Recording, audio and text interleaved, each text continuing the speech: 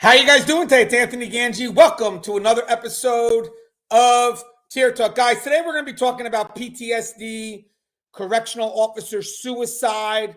Why are our numbers so high? What is it about this profession that gives us these high numbers? I mean, that's the thing. A lot of people don't realize, but those in corrections, our numbers are higher than any other profession, including police and military. This is going to be a great dialogue because I have a feeling that a lot of people from the outside may not realize the stresses we face. So what we're going to do today is we're going to tell you that. We're going to share some of our stories, some of the things that we see. And I think that's the big thing here. I think a lot of us right now may not understand the stuff that we're exposed to, especially because most of the time we're hearing it from the media, which is going to sugarcoat it based on their agenda. Having said that, I'm going to bring people from the profession down and dirty. I got a few videos that were sent my way. Alicia B, I appreciate that very much so. She kind of gives me what she feels you guys may be interested in. I'll show you the video and then we'll break down our perspective of that video. But what I would like to do is I'd like to introduce to you my 5 guests today, guys. I have 5 guests. Connie may try to jump in a little later on. As you know, Connie did test positive for COVID. She's got a bit of a headache. She does want to be part of this dialogue because she wants to give you the medical perspective of it all. But I don't want her coming on if she has such a bad headache, because trust and believe she would. I mean, that's just who she is. And she's someone that never gets a headache. So I hope we can send our well wishes to her because Connie does love to interact with everyone here. Now, guys, by the way, my show is sponsored to you by 3 entities. So while we have people coming in the room, I'm just going to announce the 3 entities. We have American Military University. If you guys haven't, you're looking to, get that higher level of education, get that degree, check out American Military University. Very supportive of what we do in corrections, very supportive of what we do in Tier Talk. We also have Guardian RFID. Now, guys, Guardian RFID, from inmate tracking and cell checks to cloud-based business and artificial intelligence. Guardian RFID digitally transforms jails, prisons, and juvenile detention facilities of every size. Visit guardianrfid.com for more information. And we also have Shea USA. Now, Shea USA is the metal detectors. They're pretty much in 95% of our prisons, all our airports. They're also another one of my sponsors. And guys, it's spelled CEIA. If you're ever interested in the technology that we use, it's pretty interesting. But Tier Talk is sponsored by Shea. Shea is the world's leading weapon, cell phone, and contraband detection system manufacturer for corrections. For more information, contact Joe Vasquez at 440-561-7615. He's a subject matter expert. He's passionate about our industry, and he will take good care of you. All right, guys, so first off, real quick, where is everyone from? And while you tell me where everyone's from, I'll start bringing in our guests. So our first guest I have is going to be Louis Soto. What's up, Soto? You mind introducing yourself to our audience? How we doing, guys? I'm retired Major Louis Soto from the New Jersey Department of Corrections. Did 25 years with the department. And I am now teaching at Rutgers University under their criminal justice department. And also working for a private entity that deals with not only rehabilitation, but reentry of individuals leaving prison and sometimes coming into prison. And I've been there as their acting director for the last 3.5 months. So happy to be here, getting ready to get into this conversation, as sad as it may be, but to give you some enlightenment on the topic. Thank you, Soto. As always, I know you're busy, so thank you for coming on. Okay, we also have my mentor, guys. So everybody has a mentor, right? So just a quick little story. The gentleman I'm going to introduce next is an author. When I was first doing Tier Talk, was actually on the radio, and he was actually my first guest almost a decade ago. He was a busy man, already established. I was a simple person looking to try to make a name for myself. So, in the profession, I mean, so to have Gary, still in my life, still actively involved, I think it's pretty amazing. He's got a book coming out soon about stress. And guys, by the way, even though it's about the profession, what we're going to share today can apply to any walks of life. I think that's what makes it kind of cool. But let me go ahead and bring in Gary Cornelius. What's up? Good looking? Well, thanks. I don't know how to follow up an introduction like that, but how is everyone? I'm very glad to be here. My name is Gary F. Cornelius. I retired after working a little over 27 years. I retired as a first lieutenant. My corrections career spanned 27 years and some change at the Fairfax County, Virginia office of the sheriff. And I worked in the Fairfax County Adult Detention Center. I started out working floors, or what some of y'all call working units or tiers. I had 9 different assignments: work release, home incarceration, classification programs director, research aide, helping with the lawsuits, writing policies and procedures, and I retired as classification director. In my retirement, I've written several books. I have one coming out later this year, the 3rd edition of Stressed Out. I don't know how many of y'all are familiar with that. Stressed Out: Strategies for Living and Working in Corrections. And the 20-Minute Trainer. It's a book of roll call training articles. And that'll be out later this year. Also, I do work for Lexapol. I'm a freelancer. I teach at 7 criminal justice academies in the Commonwealth of Virginia, and I just did a stress seminar at the Department of Corrections Academy a few weeks ago for the Virginia Department of Corrections. And I'm glad to be here. It was a good profession, and I'm very proud of it, and proud of the people like you all, like yourselves, that work in it. And by the way, guys, Gary's long since retired, and he's still active. And actually, what's good about Gary is Gary's making his impact on the future, because Gary teaches at a lot of different colleges. So he's giving them the perspective that most colleges don't get. A lot of them get academia. Gary comes in with experience, which I think is a great balance. So thank you again, Gary, for all you do. Thank you. Right. So my other guest is going to be Brian Daw. Brian Daw leads the way when it comes to making sure people are aware of the things that we face, and basically how we suffer. For a while, guys, we suffered in silence, and Brian Daw does whatever he can to bring attention to what the correctional officers face. He's been doing it for many years, and again, just a pleasure having him on. Brian, how you doing, brother? I'm doing great, Tony. How are you tonight? Good, man. Always a pleasure, man. Do you mind introducing yourself? Sure. Good evening, everybody, and thank you for listening and watching this evening. My name is Brian Daw. I am the National Director for One Voice United. I started my career in corrections as a state correctional officer in Massachusetts in 1982, actually May 31st. The end of this month will be my 40th year in corrections. Fortunately, I haven't done that all behind the walls.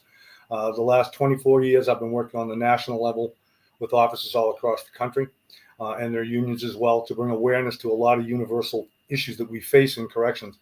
I just came back from a conference in Washington, D.C., where we hosted the first ever Blue Ribbon Commission on correctional wellness. And it was one of the most amazing 3 days I've ever been at. We also had our Medal of Honor there as well during that period of time.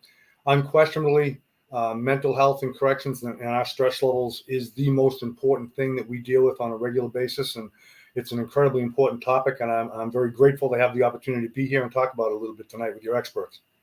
Yeah, I'm honored to have you, man. I mean, your expertise on this is pretty much unmatched. I mean, the attention that you're bringing, your constant fight. So thank you again, Brian, for all you do.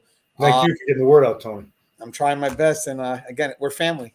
All right. So, guys, we're going to have someone that was on once before that we all enjoyed. He was on with the prison transport episode.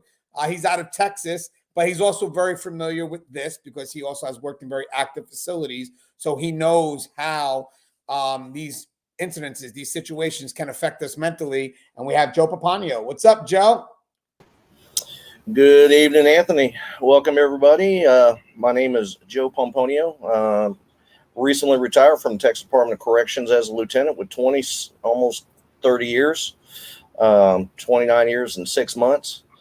Worked everything from minimum to maximum farms, transportation. I've done a little piece of it all, and look forward to tonight's discussion. And hopefully, someone will take a lot of this, take something away from it with them. And very grateful to be in such gracious company.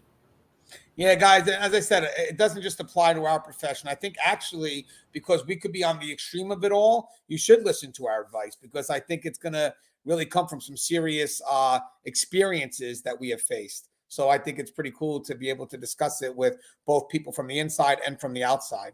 Okay, guys, we also have a new person. It's the first time we're going to introduce him to the audience. I'm going to call him Butch Ferrara. I don't want to call him by his real name. He told me to call him Butch Ferrara. But again, it's an honor to have him. Guys, this gentleman was on the higher level of executive staff. So you're going above the control of one house. You're going to the control of multiple houses. And what I mean by that is multiple prisons. So let me go ahead and introduce Butch. What's up, Butch? Tony, how are you? What's up, man? Do you mind introducing yourself, please? Tony, thanks for having me. My name is Butch Ferrara. I just recently retired from the Massachusetts Department of Correction. I did 35, almost 36 years in the department. I started as a correction officer. I was assigned and got promoted to sergeant, lieutenant. Ran several units in central office as a director. I also ran the central transportation unit for the state of Massachusetts, inmate transportation. And I also, at the point of my retirement, was the assistant deputy commissioner for the northern sector, which consisted of about 11 prisons at the time, including the female facility. I've had a number of different serious cases of staff suicide with correction officers. And I'm looking forward to getting into the conversation because I think you do a wonderful job getting out the information from the professional, from the profession, instead of hearing it from the press or even the inmate advocate side. I think you do a good job. The balance is what I really enjoy. I appreciate that. Thank you. And then I got one more guest that just arrived. So no one on the panel knew I had a guest like this guest. So it's going to be a surprise. So let me go ahead and get Butch out for 1 second. Trina. So Trina's here. Trina will introduce herself. Trina is going to provide the other perspective, which again, so here we are. We may be ones that try to hide the concerns. Trina does her best to make sure that we admit our vulnerabilities. Am I correct with that, Trina? Trina, can you hear us? Yes, you are. Do you mind introducing yourself, Yes. please? Can you hear me? Yes, I can hear you. My name is Trina Rilkoff, and okay, awesome. And I'm calling in from Canada. And a little bit about myself. My, I guess, career in corrections has included starting off working as summer in probations and working in a psychiatric institution. I was then correctional officer in a few provinces. I would do work gang. When in one of the provinces, house arrest first came as a court outcome, I was doing surveillance, and provincial into federal, where I am currently, I've been a parole officer, supervisor, parole officer in the community, parole officer in a medical clinic, intelligence officer sections, with a background in mental health, forensic mental health, clinical mental health, and worked in community mental health, hospital, and northern communities as well. So, Trina, if I may, you do a lot of focus on conflict resolution, correct? Yeah, conflict resolution, and I like to call it conflict resiliency. Right? Nice. Where we look at conflicts inevitable, and what we want to do is make people understand conflict and conflict comfortable to help resolve conflict, no matter how high risk it may be and who's involved. It's learning how to resolve it and move forward and staying safe in the process. And that's the key. Now, guys, what I'm going to do is I'm going to show us a video real quick. I want to show you something that it highlights. Even you could be long retired from this profession, PTSD will still hold its weight on you. And I want to show you guys a video first. Now, mind you, Alicia B has also helped me with getting some videos that she feels that would be of an interest to the audience from the outside as well. So, all right, guys, so bear with me. I'm going to pop a video in here real quick. All right, hold on 1 second, guys.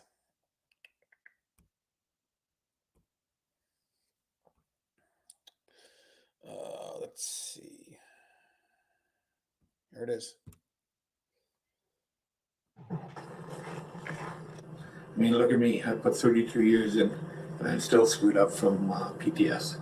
I still dream about blood. Still dream about guys hanging themselves. Still dream about cutting guys down. Ray McCumber knows firsthand the trauma corrections officers endure as part of their workday. After 3 decades as a prison guard in Manitoba, to this day, he says the smell of blood triggers him back to gruesome scenes he was forced to deal with while on duty. Even though he's still dealing with the pain, McCumber, along with his wife Teresa, hope to help other corrections officers who say they are fighting the unseen battles of mental health and PTSD that's resulted from working inside the jail. When there's blood, any kind of blood, I go right back to the dorm where the guy slashed up. So, I mean, there was blood in a cell that you can't describe it. The floor was wet with it, the walls, the ceilings. McCumber was motivated to share his story after seeing other corrections officers talk about their own personal stories of mental illness and suicide with City News. McCumber admits he too tried to take his own life in the past, and unfortunately, some of his friends and colleagues did. He says suicidal thoughts can creep up on you after years on the job, and from what he's seeing, it's happening more now than before. It's extremely difficult to watch these young kids go through what they're going through. To help her husband and others not feel alone, Teresa has started an online support network for corrections officers suffering and those who might be too scared to talk to their superiors. Teresa had no idea by launching this group how many people would reach out to her in their darkest hour. I had thousands. I'm not kidding you. I mean, I had one girl so bad that my heart bled for her. Like, I talked her down from suicide. It was bad. And I was afraid for her. And I said, don't do it. You've got kids. This job is not worth it. Teresa says call after call comes in, officers telling her they are afraid to go back to work, telling her they are scared they might end up taking their own life. The province says they offer peer support programs in all of their adult correctional centers, adding correction officers also have access to confidential counseling through their employee assistance program. While the McCumbers feel more needs to be done, they're hoping in the meantime their supportive network will help. Do you think your page has saved lives? I absolutely do. And I'm not going to shut that page down. And my phone is on 24/7. It will never not be there for you people. We love you. In Winnipeg, Mark Neufeld, City News.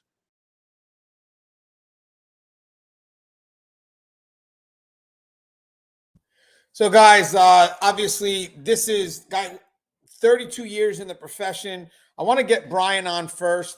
Brian, I mean, does this surprise you that someone 32 years in, now retired, still can't escape, what it was they faced in this profession? And also, Brian, you've been involved in 40 years. Do you think now times have changed where we're doing our best to try to take this concern more serious when it comes to our correctional officer mental health? I'd say, unfortunately, it really has only become an issue that people are really looking at seriously in probably the last 10 years, maybe. One of the things, Tony, that I think we need to look at when you're talking about your retirees, you have a 17% suicide ideation rate among our retirees. That's 17% are thinking about committing suicide. That's what we know about. And there's not a program in the country that I'm aware of that the Department of Correction runs that prepares officers for retirement.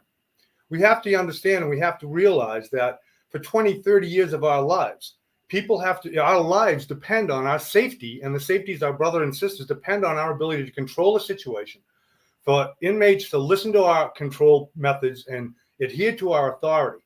And when they don't adhere to our authority, that's a direct threat at times to our safety. And we go through every day of our life, of our work life, with that as the way in which we have to work. We expect the inmates to be controlled, and we expect them to respond as we ask them to respond. We tell them to respond.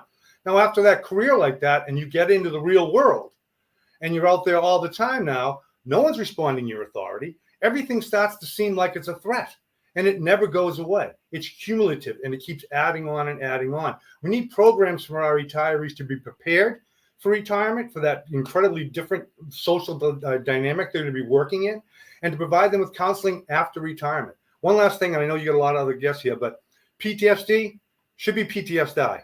It's a post-traumatic stress injury. It's not a disorder for us. A disorder implies things that, people don't want to talk about having a disorder. If you have an injury, which is what it is, we're pre-screened before we come to this job. They know when we get on there, we don't have PTSD unless we've slipped through the cracks of psychological pre-examinations, right? So they know we don't have it. If we're developing PTSD at a rate of 34% of our officers have PTSD right now, that's not a disorder. That's an injury that occurred on the job. It's a direct result of the job and should be treated as an injury, just like you would treat any other injury. And an officer should not have their career jeopardized or anything else because of it. We need to get rid of the word disorder and use the word injury, just like we need to get rid of the word guard. We're not guards, we're officers. There's certain things with language that mean things in society. I think you'll have officers, and there's a lot of people in the military that agree with this. A lot of the majors have come out and said the same thing, that they really believe this is an injury, it's not a disorder, and it does a disservice to the men and women who do have this as a result of their job in law enforcement to call it a disorder. We didn't bring this to us to the job gave it to us. And I'll be honest with you, we've been on this show many times. That's definitely something you've always been passionate about, letting people know that it is an injury, because it's funny because we're more likely to get covered if it's an injury. And I think I think in this profession, the sad thing is that when we have an officer that goes through something tragic, we're so quick to try to rush them back to work when they're physically healed, but no one's really checking to see if they're mentally healed. Would that make sense? Here's the facts, right? Unfortunately, we lose 11 officers to inmate violence or responding to inmate violence per year, 11 officers. We lose 156 to suicide, 3 every week. Yet in our training academies and our annual training, how much time do we spend on mental health? And how much time do we spend on physical defense? Now, we absolutely have to have self-defense, no question about that. But how much time do we spend on that compared to the mental ravages of the job? And that's what really kills us, is the mental ravages of the job. Everybody knows when you sign up to take this job that there's physical dangers. Everybody knows that. You know that growing up as a kid, that when you go to prison, it's dangerous. No one ever tells the new recruit the real danger lies here and what happens to you here. You have to leave your compassion at the door. It changes you completely, and it's cumulative. All these things add up. Yeah, and I'm going to tell you something, guys. I was watching a video earlier today with William Young, and he said that's the one thing people don't understand is the fact that you're working in a profession that you may think they want you to bottle the concern. So yes, it does start to accumulate, and then eventually you wind up exploding. And what I would like to do actually is if I can go to Soto real quick. Hey, Soto, what is it about corrections that I know people say they want to normalize the abnormal? What does that mean?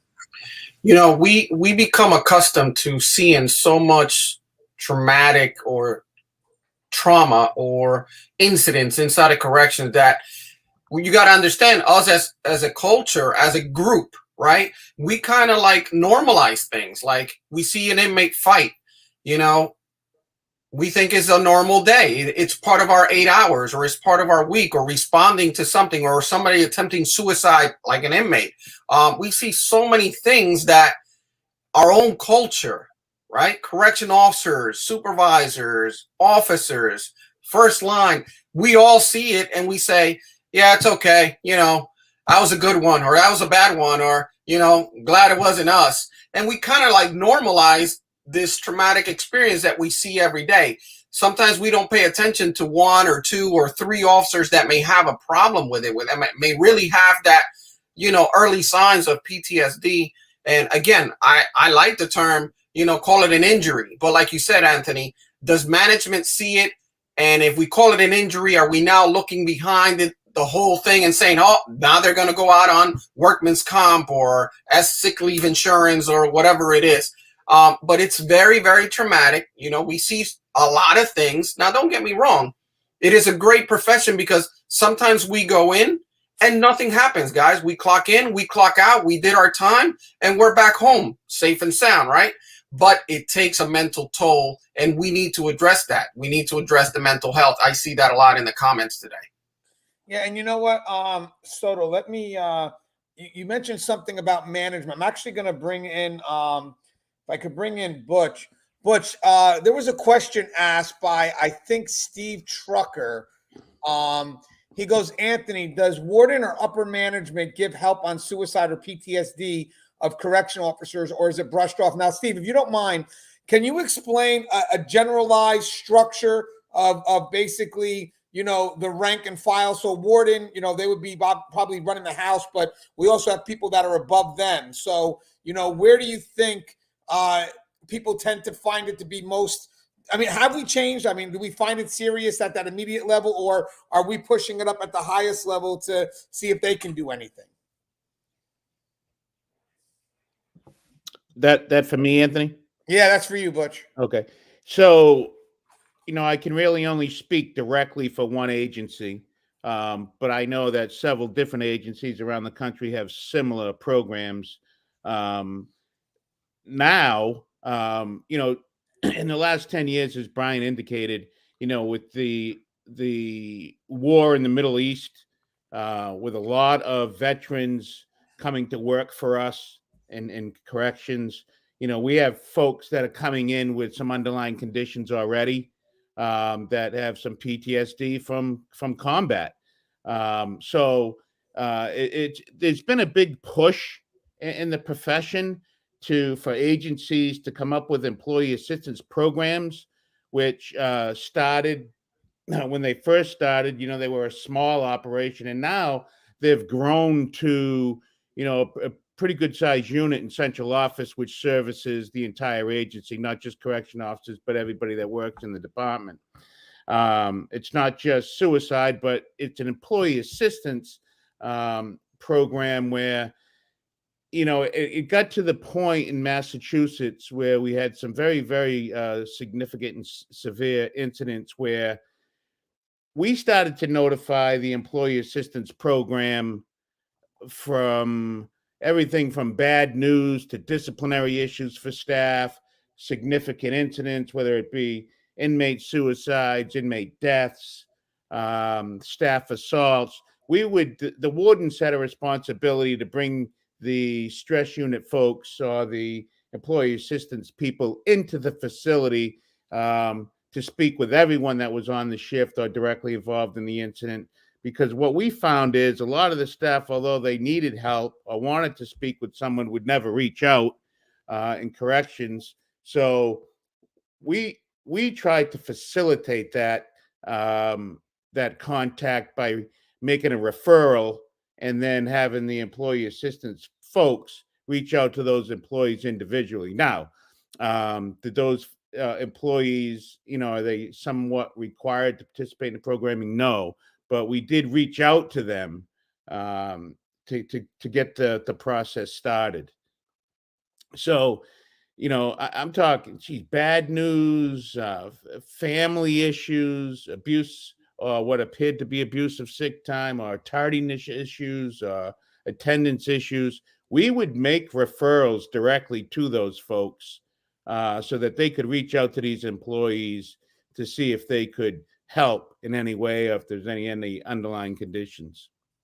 Butch, it's funny because I think, obviously you've had some time in, a lot of people are saying in the chat that us in corrections, we're told that we can't be vulnerable. And I think that there's a level of trust that in order for us to admit we're vulnerable, we have to trust in the agency to do the right thing if we admit that. A lot of us think that if we admit we're vulnerable, the agency be quick to take the weapon away. And it's like, yeah, but I think that shifted from the past, because the problem is I think we realize that we want our staff to be mentally capable to do the job. Do you feel like right now that management is trying to shift away from that, but the front line may still feel that they can't trust the management in admitting vulnerability?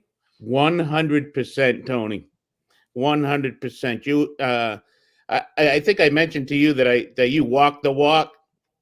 That's because you've experienced some of this stuff. That's a great point. Yes, there. Even in Massachusetts, I think, and the labor union for the correction officers even have their own some employee assistance programs as well, and some of the officers feel more comfortable going through them than they do the agency program. So yeah, you hit it right on the head. I'm not sure if they they don't want to lose their job. One of the things I thought about this, one of the things in corrections with the pay in Massachusetts, it's very good, pay, a good career. If you can do the work, you start to think about being on the job 3, 4, 5 years, purchasing a home, maybe getting married, having children, and having this financial support from the job that you have. And then, one day you're starting to think maybe I can't do it, and what that may mean in the added stress, and how am I going to get through this?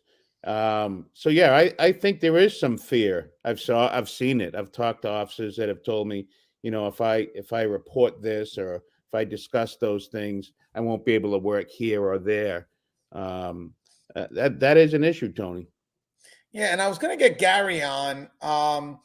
Hey, Gary. One of the things here is, well, first off, I agree with what Julie just said. Don't want to lose their job, so they keep quiet. The problem is, guys, let me ask you this, Gary, because you've written a whole book on stress. I mean, your job right now is pretty much educating people on our mindset, our mental well-being, especially to vote another. I think this is, what edition of this book now? Is this your second edition? It's going to be a third edition.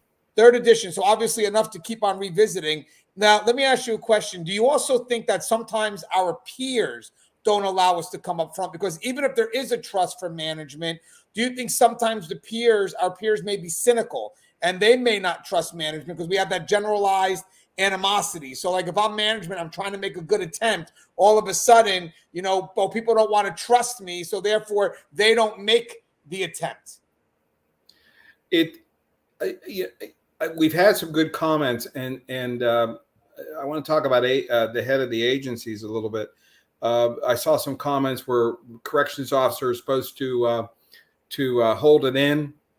And, there's two kinds of trauma. There's critical incident trauma, where you see something and there's like a fight or an injury, it's resolved. You might go home, talk about it, and you get over it really quickly. And then there's cumulative trauma, that what you see builds up and builds up and builds up for 25, 30 years. And, there's this image that a lot of people have of corrections officers. Are you okay? Yeah, I'm fine, because we're all supposed to be strong and it's supposed to roll off of us. Well, that's hard to do because we're human.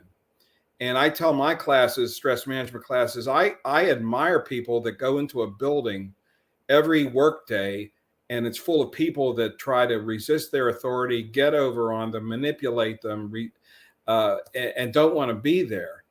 But the cumulative trauma builds up and builds up and builds up.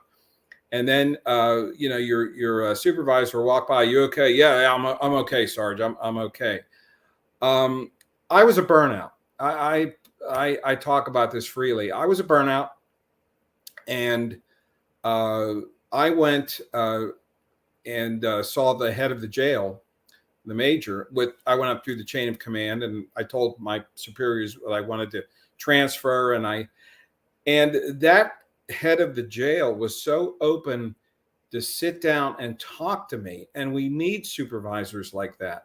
We need supervisors that maybe stay the extra bits of time to make sure that the staff is okay. We need the supervisors to walk around the institution and get to know their people. And if they see somebody that's not acting right, that's really changed, they sit and talk to them. They ask them what I call the magic questions. Are you okay? There's something you want to talk about. Is something bothering you? And also the peers. To me, it's from the top down and also side to side, where the peers come in and talk to the people that are stressed out. I do agree with Brian. It should be injury. I do. I think when you put disorder on it, it kind of puts a label on us. It kind of stigmatizes us, and that's not right. When I retired, people asked me what did I learn in 27 plus years working in the jail, and I said nothing surprises me. Nothing surprises me. And we have to learn how to talk to each other, and we have to take rank off sometimes. And from the bottom up, I trusted this high up. He was high up brass, but I knew him and he knew me. and we could sit and talk about what was going on in my life and how I was burned out and I needed a change and I didn't want to leave the department. I wanted to get maybe just a transfer. And that we have to start doing that. We have to start doing that. And until we do, people are not going to trust the brass. They're going to hold it in. And that's not good. That's not good. Anthony, you're muted. There you go. Okay. I just noticed someone here, hello, from DLC school teacher. I want people to realize something too. It's not just the correctional officers that are dealing with this intense environment. What about the civilians, Gar? Civilians, I think anybody that works in an institution, whether it's a jail or prison, and don't forget the juvenile folks too, because they have a rough job, and the probation and parole officers, but anybody that works inside an institution, sworn and also non-sworn, they need to know about the stress of the job, because Anthony, you and I do manipulation training. We write about it, we do it. And your book is great, by the way, it really is. Thank you. And the inmates are just waiting to manipulate us. And when they see a stressed out staff person, whether they're wearing a badge and a uniform or not, they're going to target them.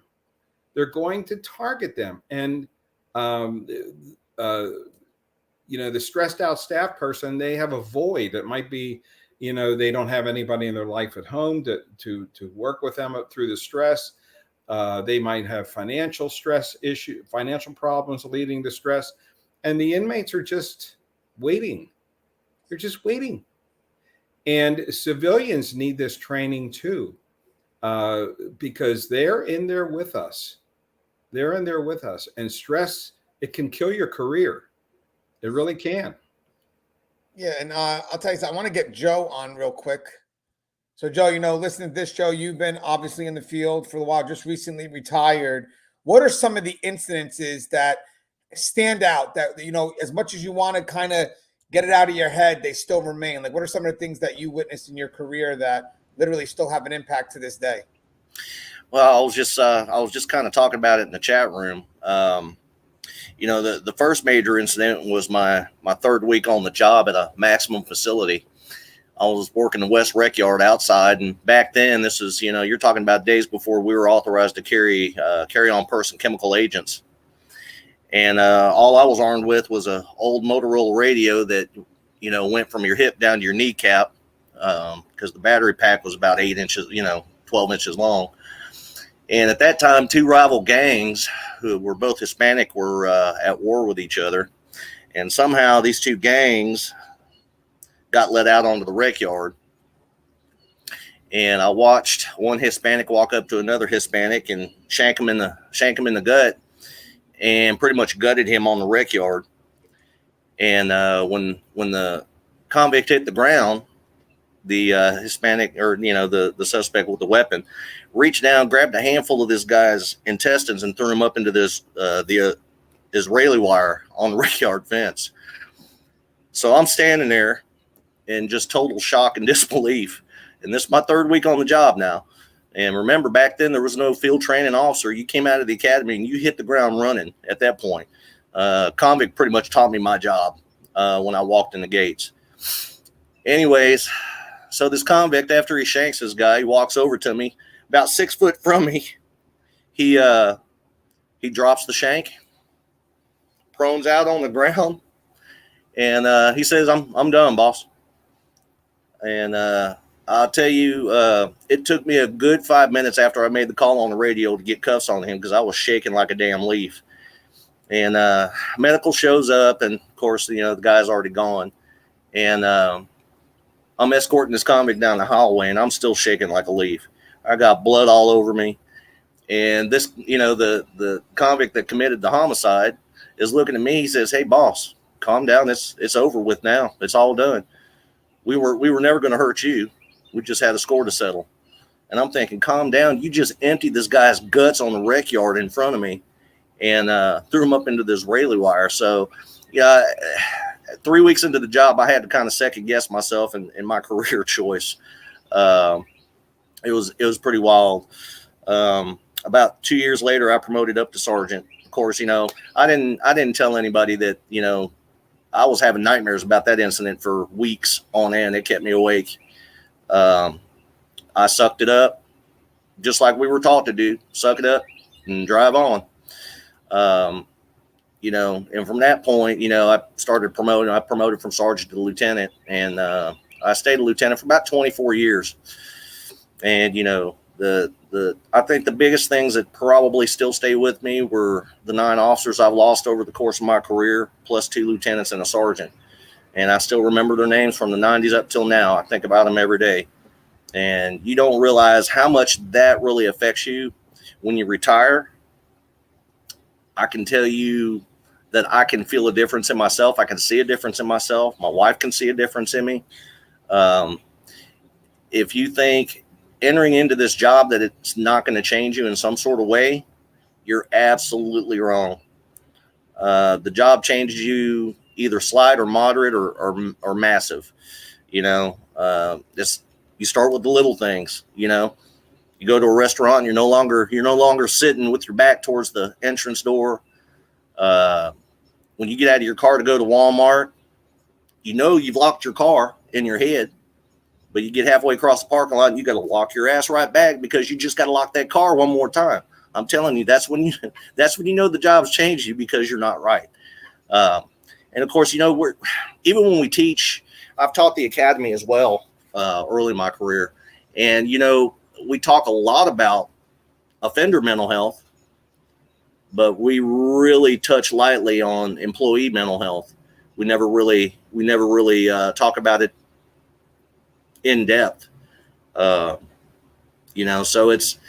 I don't want to call it conditioning, but it is what it is. But yeah, being recently retired just 6 months, man, I can tell you without a doubt, I see a difference in myself. I feel a difference in myself. When you do the job day in and day out, you basically, they say, leave it at the gate. There's no way in hell. You take it home with you, but you just keep it bottled up and you don't tend to bother your family with it. And that's the reason why the suicide rates are so high, because we don't talk to nobody. For us to open up and say something to somebody, we're exposing ourselves as weakness. And even more when you're a supervisor. As a lieutenant, you got to keep it locked up. No matter how much you want to, you have to keep it locked up. Why? Because you have 63 subordinates under your control during a critical incident. And if you show panic, what happens? Panic ensues. So, everybody deals with it differently. And I agree, there should be more avenues for officers, supervisors, and administrators, because we've all been through it. What's funny is you mentioned subtle things that change you. 2 things that I have is I don't like people behind me. I catch myself, if someone's too close, I catch myself going to the side and letting them pass. And also, this may be a weird one, but now that I have 2 little girls, I'm very wary of Santa Clauses at the mall. That's a big thing with corrections. Yeah, and when you go out in public, everybody's suspect. Yeah. You're supposed to be out with your family. Even when my kids were small, we're going to the mall. The kids are looking at the bright lights and the arcade games. I'm watching everybody pass in front of them. I'm looking at tattoos. Everybody's suspect. And that's something that I'm starting to break myself away from, that everybody's not suspect anymore. Yeah, that's it's hard because you have to, when you're still going through it, to try to explain to someone else, they think you're paranoid, but maybe we're conditioned to have that level. Now, with that said, I want to bring on Trina real quick, because Trina, by the way, it is tough. We have to be hyper vigilant.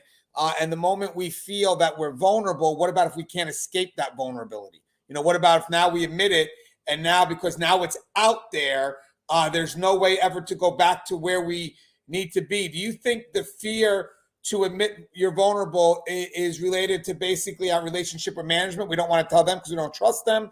We don't want to be judged by our peers, or deep down inside, it's us? I'll unmute you, Trina. I got you. I'll unmute you. Hold on. Wait. It's not letting me unmute you, Trina. Can you unmute your mic? You have to unmute your mic, Trina. Can you unmute it real quick? There you go. Sorry about that. It won't. You're unmuted. Can you hear? Yeah, I can hear you. I'm unmuted? Okay. Yeah, you're on mute, ma'am. I think it's a combination of all three because it depends on where your environmental context, right, and the history and how long you've been there. But that's showing that vulnerability. Being vulnerable is a strength in itself, right? And that's where corrections, first responders, it's what is the mindset we're telling us of why we can't be vulnerable. And being vulnerable doesn't necessarily mean having to tell your management or your peers. Being vulnerable is recognizing out those doors.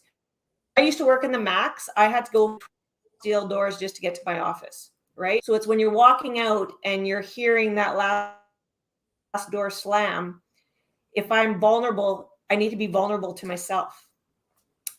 And just, stories.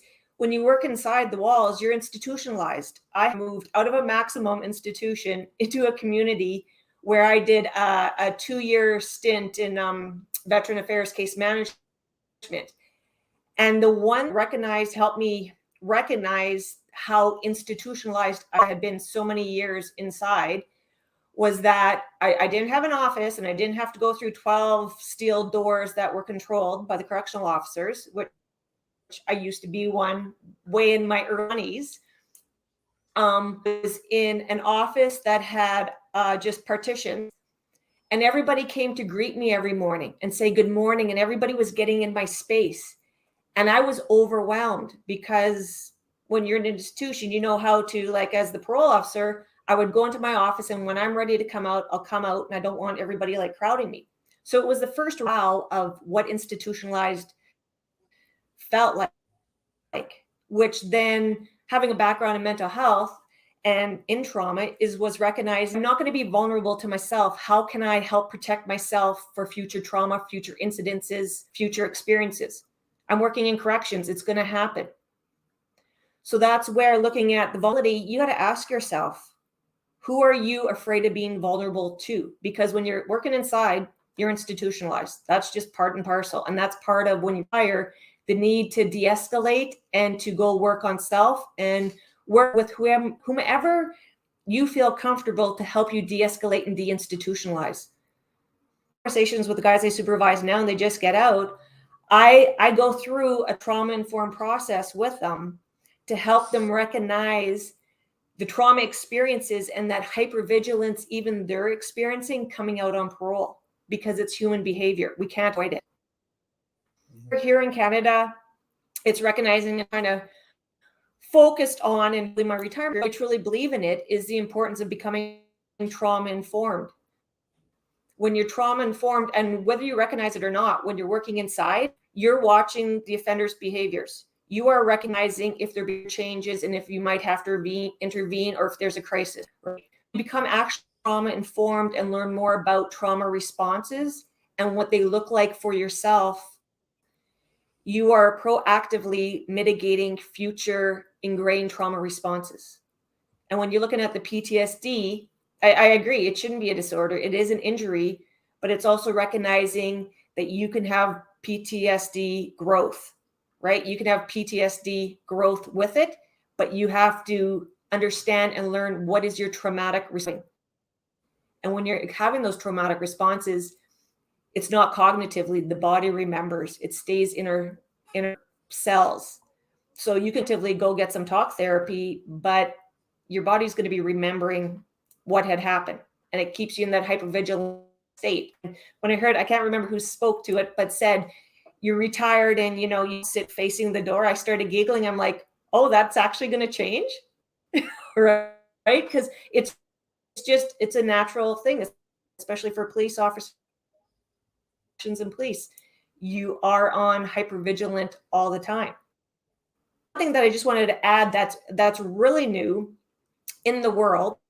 In Canada, we've created the Canadian National Standards of Psychological Health and Safety in the Workplace. So they're actually standards, and there's actually new labor code legislation, and under labor code, occupational health and safety.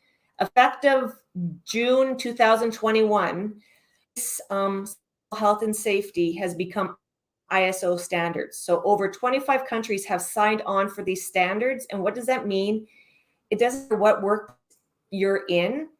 And because corrections is unique, it's looking at What is the employer doing to create a psychologically as healthy as it can be risk mitigation for all employees?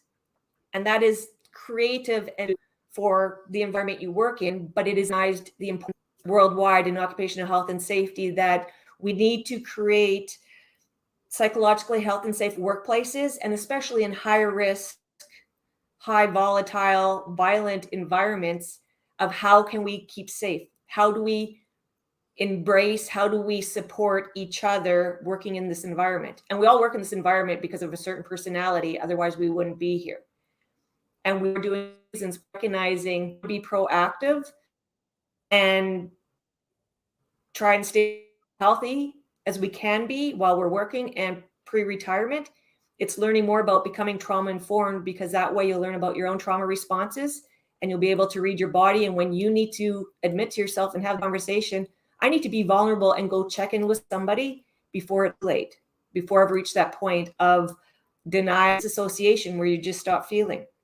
And when you're in trauma informed, we'll be able to help support our peers. And it doesn't matter what level it is, but you'll be able to support your peers because you're able to recognize trauma responses within the environmental contexts of your peers, and maybe check in with them and say, you know what, I've noticed this. You're not afraid. You're not vulnerable to say, I've noticed this behavior change in you. You've withdrawn. You don't bitch or complain to me as often as you used to do. You just went silent. That's a flag, right? So it's becoming vulnerable, but not looking at it outwardly.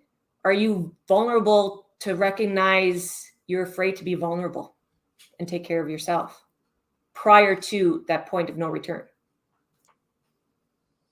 Yeah, and guys, I just want to mention something too. She mentioned a great point where a lot of us, even at the higher level, we worry about physical safety. Are we doing enough to make sure our staff is physically safe?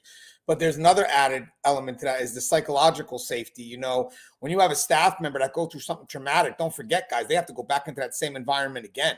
So if there was a riot on their dorm or whatever it was, and they were seriously hurt, and then when they go back to work, they have to be able to go back to the environment that, you know, the incident could occur in. And the last thing we want to do is, if that person's not ready to deal with it, you know, mentally, one thing is they can act overly aggressive or overly hesitant. You know, it could go either way, because one case is if you have a staff member that goes through something and they haven't been able to specify why whatever happened, they could carry generalized animosity towards any inmate, or they could be afraid of every inmate. So having said that, I think there is a balance where, okay, the environment's as safe as it can be, because we're going to learn from failures, yes.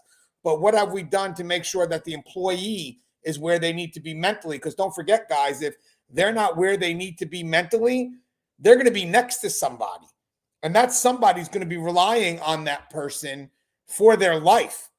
So again, this is a screening that really matters, because I don't want that guy or that female freezing at the moment when I need them. So again, I also think it's paramount also for the person that's going through it. That's a good reason for you to check yourself. You know, go in deep. If you have to see a counselor, do something, because the last thing you want is for something unaddressed to follow you into the facility. And next thing you know, when shit hits the fan, you're frozen. You know, it's just not a good fit. Guys, guess what? We do have Connie. She's in, but I want to get to a video real quick, and then we'll start with Connie and work our way through. Connie did make it. Thank you, Connie. I appreciate it. Saw you snuck in. But guys, we were supposed to have William Young. I couldn't get him on because he got mandated, and we'll discuss this on the next go around. But I want to show you a video that William Young did. It really expresses the importance of, or this myth that you can leave work at work. So he was a coroner. Basically, he picked up bodies. So he's going to start from that, and he's going to basically tell you the myth that we can't just leave work at work. I think it's a great video. I wish he could have been on, but he can't. But I really do want you guys to hear his thoughts. So I'm going to share this video with you guys real quick, and then we're going to discuss it. So let me get him on. It is, I think it's this one. Bear with me.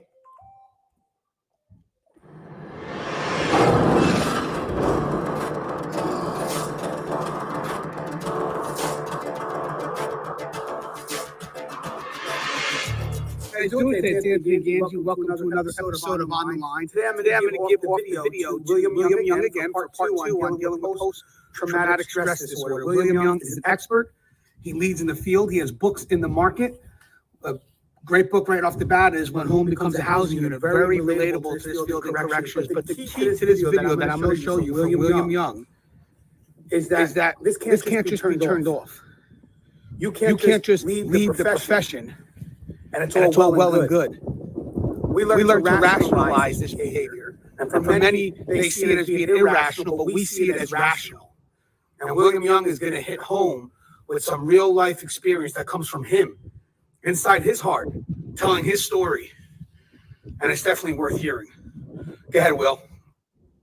In corrections, one of the crazy things that we say, one of our responses to our fellow officers that we deem weak or unfit to carry on in the profession after they've dealt with a traumatic event, or when the weight of wearing the badge seems to be too much for them, is we just simply tell them that maybe they're not cut out for corrections, maybe the job isn't for them, and maybe they should go find another line of work. But here's the fun part. When you witness a traumatic event, when you are suffering and trying to process a traumatic event, you don't get to just leave that in your locker when you leave, right? Is there anybody out there that honestly thinks that if you walk away from the profession, you're able to walk away from your demons? You're able to walk away from those things that are hindering you, that are haunting you? Man, I hope not.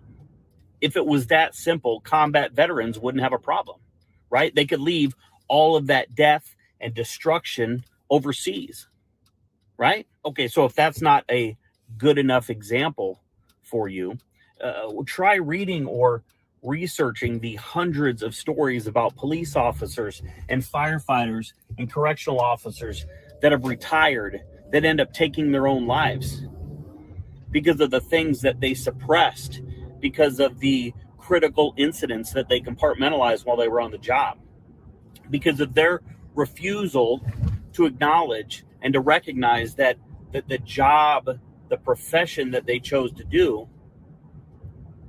damaged them a little bit.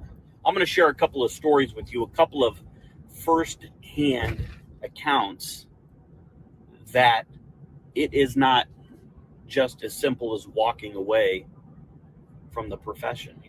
For me, one of the things that triggers me is when I go to call somebody on the phone. I pick up the phone and I go to call somebody and they don't answer. This is really amplified when I try to call like my wife or somebody that I am really close to, right? That I really care about. And so when I call them and they don't answer the phone, my initial reaction is not to assume that my wife's phone is in the bottom of her purse in the car and she doesn't hear it ring, right? My initial reaction, what goes through my mind, is that my wife is dead, that she's been in some sort of a car accident or something worse has happened, right?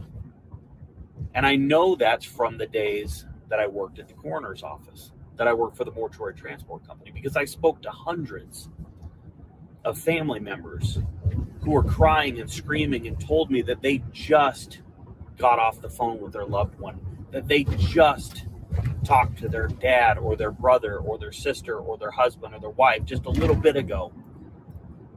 And now I'm pulling them out of a car wreck. Now I'm placing them on the embalming table. Right, so when I make a phone call and that person doesn't answer, I freak out.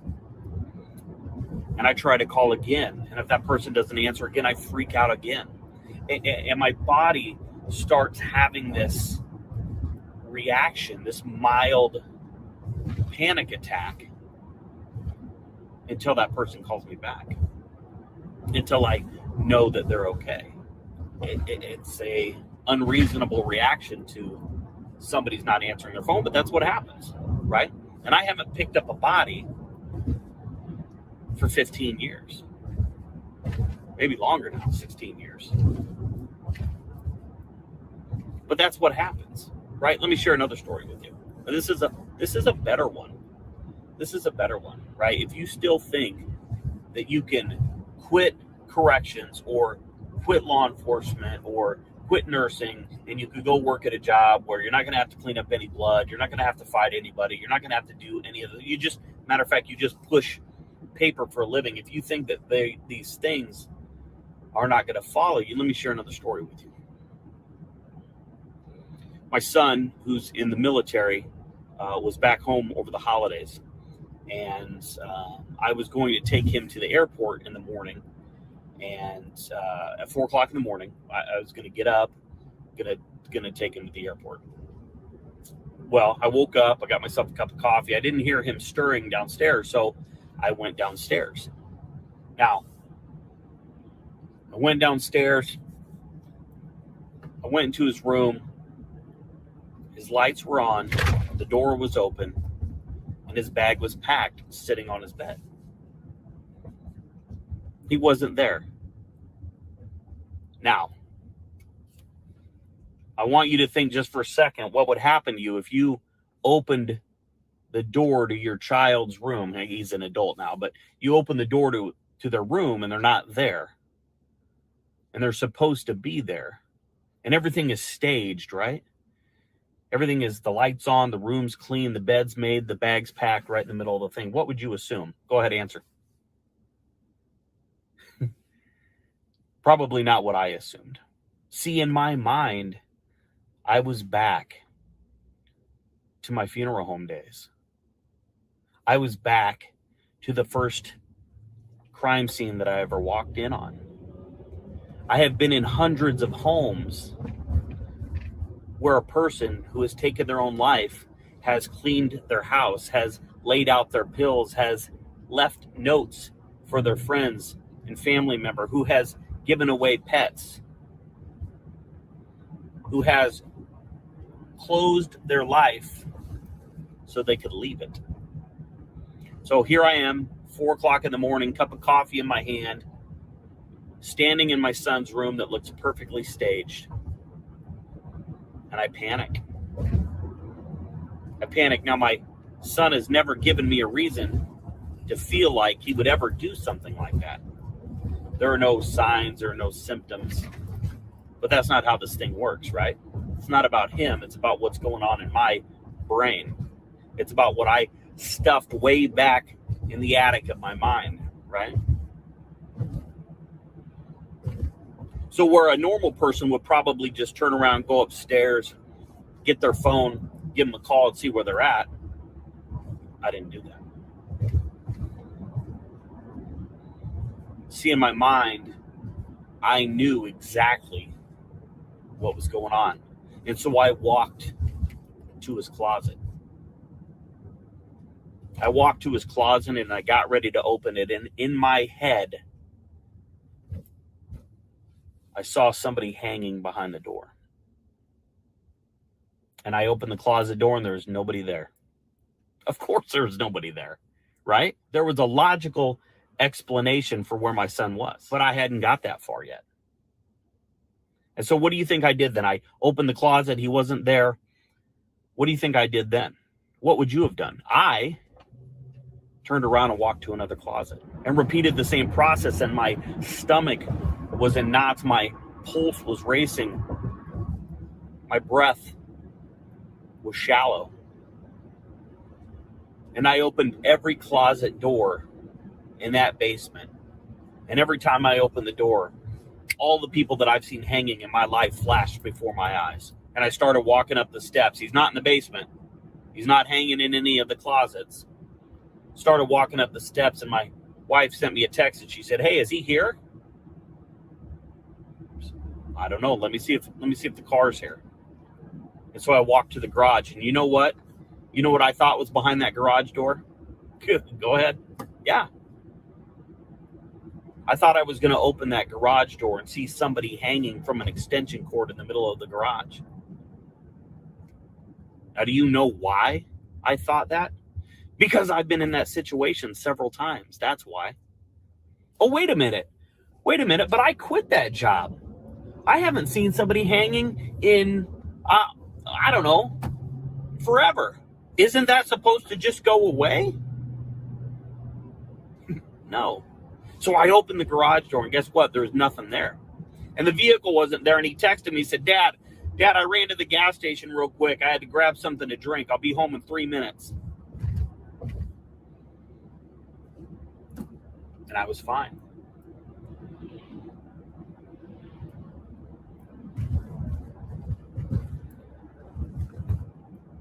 Those type of things stay with us for a long time, regardless if we quit the profession or not. So do you see how unproductive it is and how dangerous it is to simply just tell somebody to get another job, to push them aside, to discount their dilemma and wash your hands of them?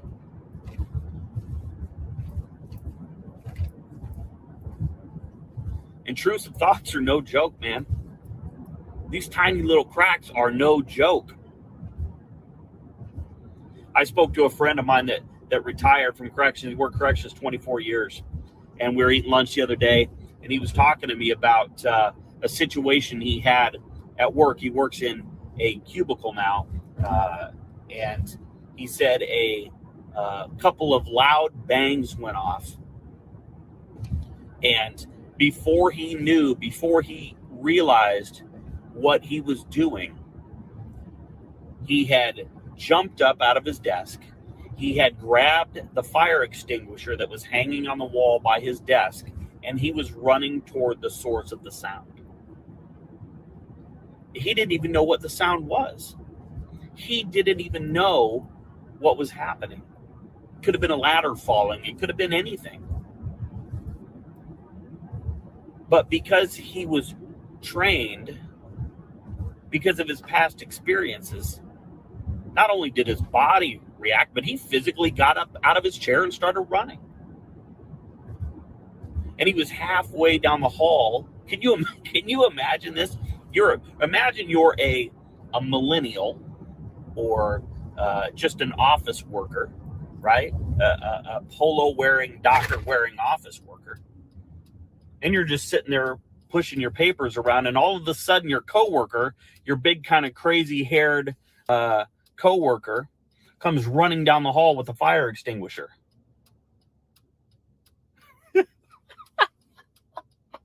What would you think? I think the guy's losing his mind. And he said, I don't even know how I got to that point. I just reacted. And then he talks about some other things, some dreams that he has, some nightmares. And he explains that a lot of the things that he's going through now, that he's thinking about now, that he's processing now, he never thought about when he worked corrections, when he was in it every single day. And that's real. When we're running and gunning and the lights are on, we don't have time to process all of that stuff because we have something else we have to get to.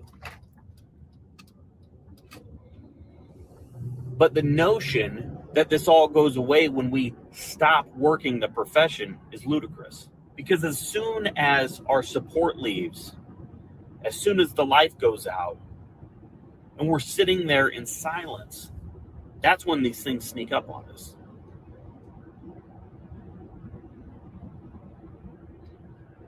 So I'm urging you to talk to somebody. If you have been through a traumatic event, and it doesn't matter if anybody else thinks it was a traumatic event, if it bothers you, if it has stuck with you, if it is something you haven't been able to leave behind, go talk to somebody. Get some help. Okay, quitting, leaving the environment, leaving the profession is not going to make those things go away. And if you're having those sort of issues with the things that you've seen, you shouldn't try to handle yourself. You need to talk to somebody. Talk to a friend or a counselor or a priest or your neighbor over the fence or your wife, somebody. Talk to somebody. Get some help. And if you're one of those people that are a corrections isn't for you kind of people, maybe you should get a different job kind of person, you need to understand that just because a person leaves, just because they're no longer employed with the department, doesn't mean that they're better. It just means that you don't have to deal with them anymore. And that's not a way to care for your brother or sister. That's not a way to back them up, to show concern, right? To watch their six, right? Just because you don't have the mental toughness, the emotional fortitude to deal with that kind of stuff, doesn't mean that you should shun them because they want to. All right, guys, I hope that helps. Until next time, be smart, stay safe, stay sane, and we'll talk soon.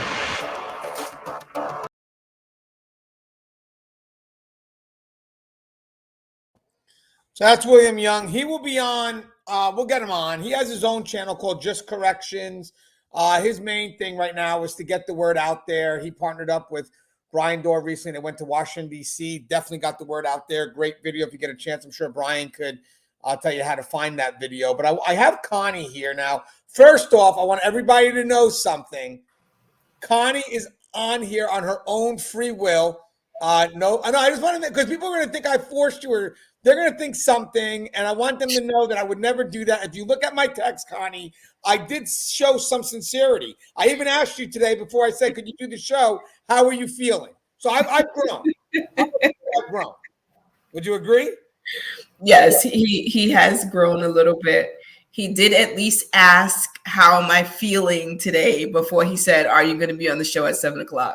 You know, she added a little bit, which was like an oxymoron. Like I was trying. When he sent the quick note, I was like, listen, I had such a headache. I think the nasal congestion, like I was doing okay. But anyways, I'm fine. I'm here. And I don't want to detract from the seriousness of sort of navigating or managing PTSD, because I think we all suffer in our own ways. I think that is, I've had quite a few experiences myself where, to this day, it's still like things still trigger, right? And I think that's the thing we have to know, that yes, there are many stressors in the job itself, but there are certainly very pointed moments, I think, in our careers where events have happened that completely changed how we look at the world, that just everything. I mean, I remember one day my daughter, she might have been maybe 4 or 5, and she was playing hide and seek with like some of her cousins, and someone pushed her in a closet, and she was like, "Mommy," like she kind of screamed for me. And I know she's playing her cousin, so it's not like a thing, but the feeling of there being like a code in the hallway as a medical person, I'm not a part of the initial response team, right? Unless the code is actually called. So when the altercation this day, I'm on Rikers Island, I'm in OBCC, and it had the Bing, which is known for having like those highly classified, very dangerous inmates. And hallway, just like in my mind, I felt like it went black. But one of the officers pushed me in like a room that was dark. And I know that he did that because he's trying to get us all into a safe space because of what was going down in the hallway. So like in the moment, I just, you just kind of go with the flow of things because it's the thing, right? And safety is most important. And that they're looking out for you. And at least I knew it was an officer who did that, and it wasn't an inmate who pulled me into a closet, right? But those are all the things that were kind of going through my head. And the moment I hear my kid kind of calling for me and she's in a dark closet, it took me back to like having this code in a hallway that like I was just pushed into this dark room, and my heart's racing, like all these things happening to my body in the moment, and I think that was just like one of many times that like I had such an experience. there was one time where I'm in my office working, and the way my office was positioned, I was across the hall from like the male bathroom. And, you know, they closed the door, or sometimes not, if they were trying to be funny. And, you know, one day this guy goes in there and literally he hangs himself from the pipes in the bathroom. And I don't know what made me kind of look up, maybe because the door was open and I'm accustomed to like yelling at them to close the door.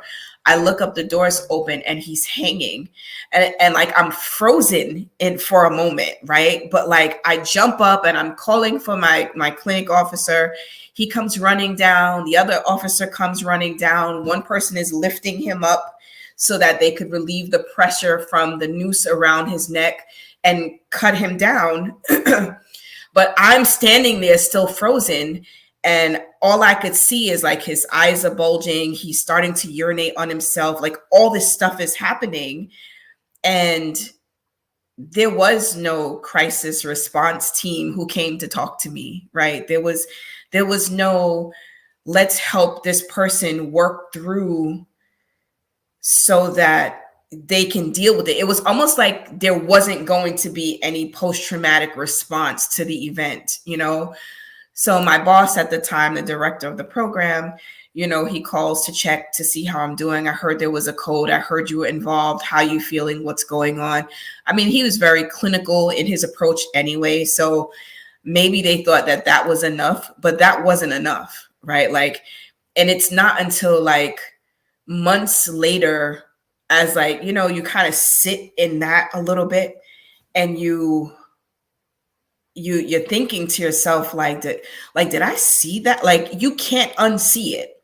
And to this day, I know what he looks like. I know what he was wearing. I know how his hair was combed. It's like all these crazy details that I feel like I will never forget because I had the experience of seeing him, you know. And how do you work through that, right? Because here it is. I've not been in facility in at least 3 years. And I still remember all the details of that. I haven't been on Rikers Island in almost 10 years. And I still remember those details. And I think those are the things that we can't wish away. It doesn't matter where you go, what your next experiences are going to be. The way we experience the world of corrections and the things that become normal to us are simply not normal experiences. And we do have to make sure that there is some sort of outlet for us to work through and talk through and figure it out. And, you know, people like, oh, there's so many strategies, right? There are many strategies, but what's the strategy that works for you? And, you know, as you consider that, like, have we even thought about these things, right? That creep up in our minds that, you know, you're in your quiet time and, you know, you're at a barbecue, right? Something pops off and your body responds. Like, I've noticed that. I hear loud noises, you know, there's something else that we do, right? So like if you worked in corrections, you don't carry a pocketbook as a female, right? Like anything that I have is on my person. Anything I need is on my person, right? And so my car key is usually in my pocket. I have a driver's license and maybe a bank card. Maybe I have cash, which is rare, right? But why? Because we've always been taught and trained to kind of be prepared for whatever happens, whatever could happen. And so this state of vigilance, the state of awareness, this state of ready for action is not a healthy state for us to be in. So, you know, yes, there are events that happen, there's stressors, there's all of that.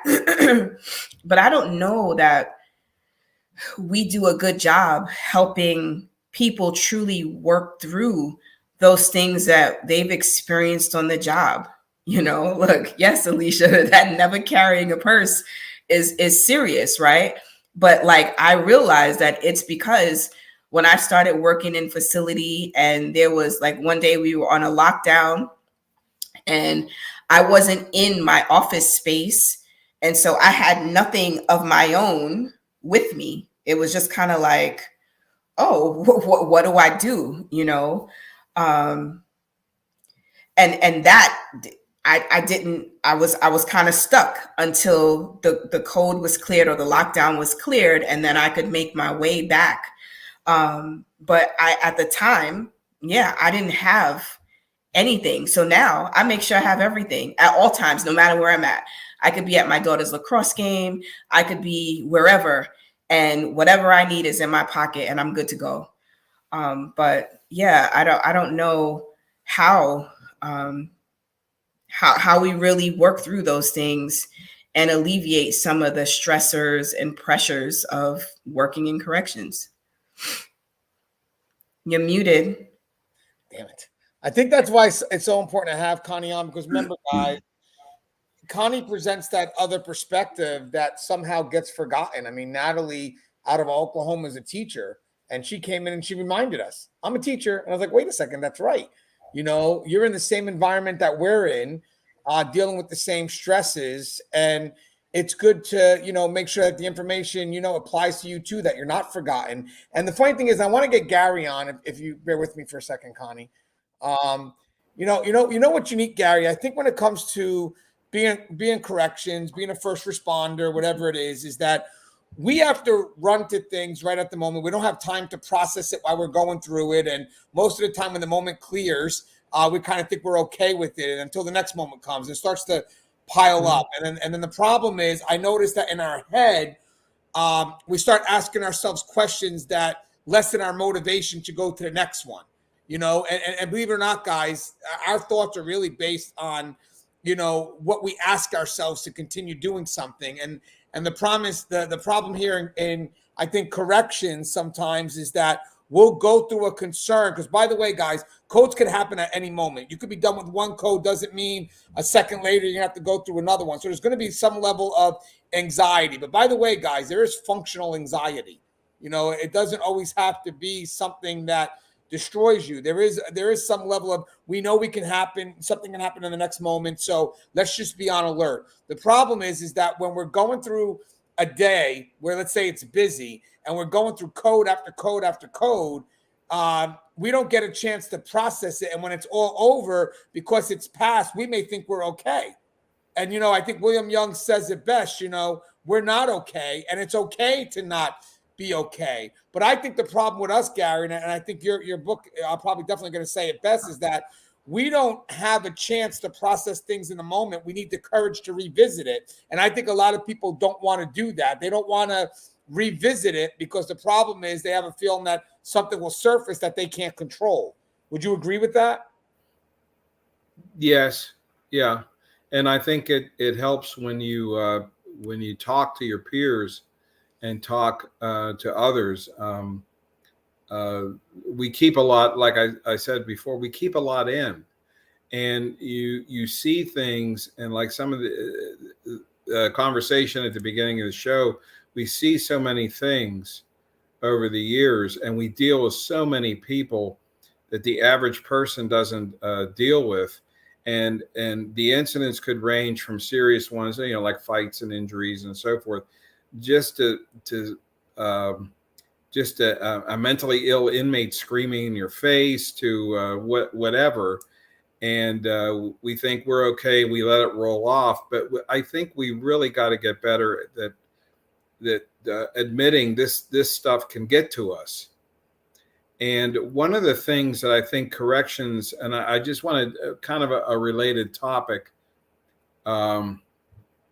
is that we're short-staffed. And I think that's, in my classes, I'm seeing a lot of people stressed out because they want a day off and then they get called in or they get held over. And we were talking before about what do we tell people when they enter the field. I think Brian was talking about this too. And we really have to figure a way to let people know that this is a stressful job. There's going to be times that, you know, you're going to walk away, like you're saying, Anthony, and you're not okay. And it's okay. I don't want too many okays, but you're okay to not be okay. You're human, and you have to talk about these things. and you have to let them out. You have to let this anxiety out. But we don't want to scare off the new ones, especially in the academies. And we have to find a way to let people know this is a stressful job. You're going to walk away from incidents. Not walking. I mean, you're going to go home and you're going to have all these feelings, and you have to learn early on to seek help. Like William Young said, talk to somebody and not hold it in. Don't be Superman. This job is, don't be walking around like a superhero and you can handle everything, because you're human.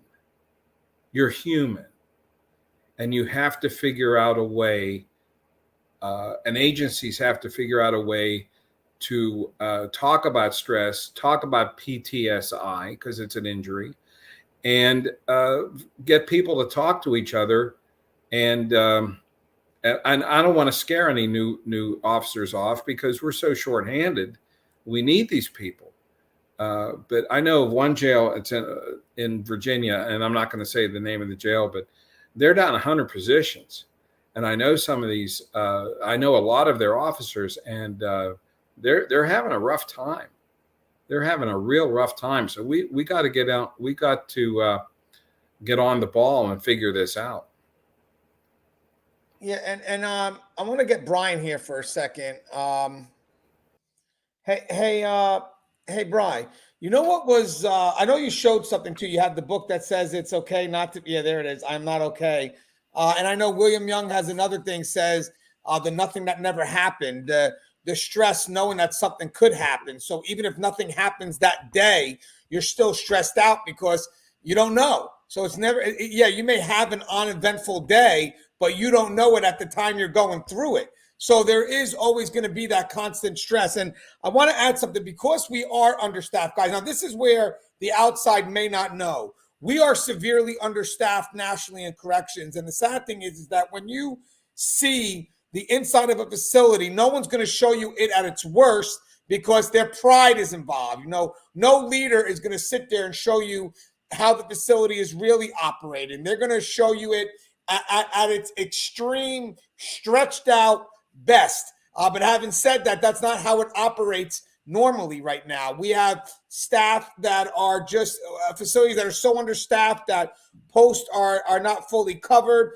Officers are getting mandated to 16, 32 hours a week. And guys, by the way, can't plan nothing as an essential employee, because I'm going to go to my daughter's birthday and all of a sudden, no, you're not going anywhere, because just a minute ago, we found out that we're under 5 people, so you got to get hit. And then eventually your family doesn't understand that, because you made a commitment to us. What do you mean you're mandated again? So now not only do you have the stress of the job forcing you that you have to work, but how do I call my wife? How do I call my husband and tell them I'm stuck at this job again? I mean, what is it, Brian, right now that understaffing? I mean, how powerful is that in regards to how it affects our mental health right now?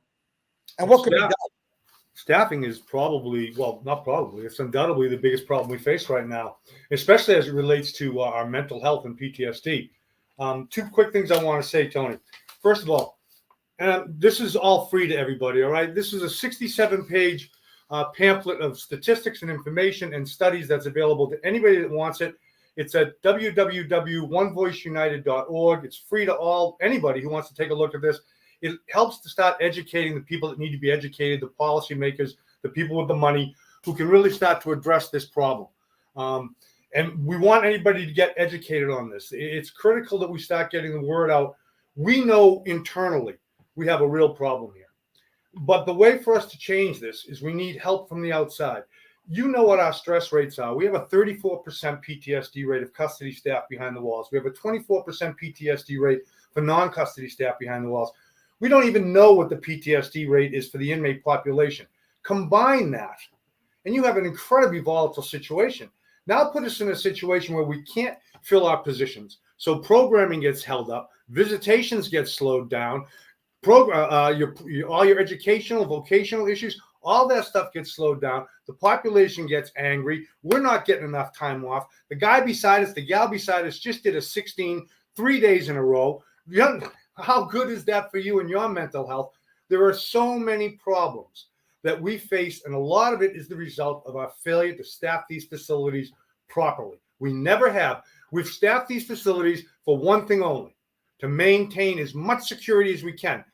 Without the opportunity for programming, for visitations, for those types of things that occupy an otherwise idle population, it drives the stresses up, it drives the tensions up, it makes a much more difficult job for us, and it makes it much more difficult living conditions for them. It makes it terrible on everybody. It starts with staffing and training.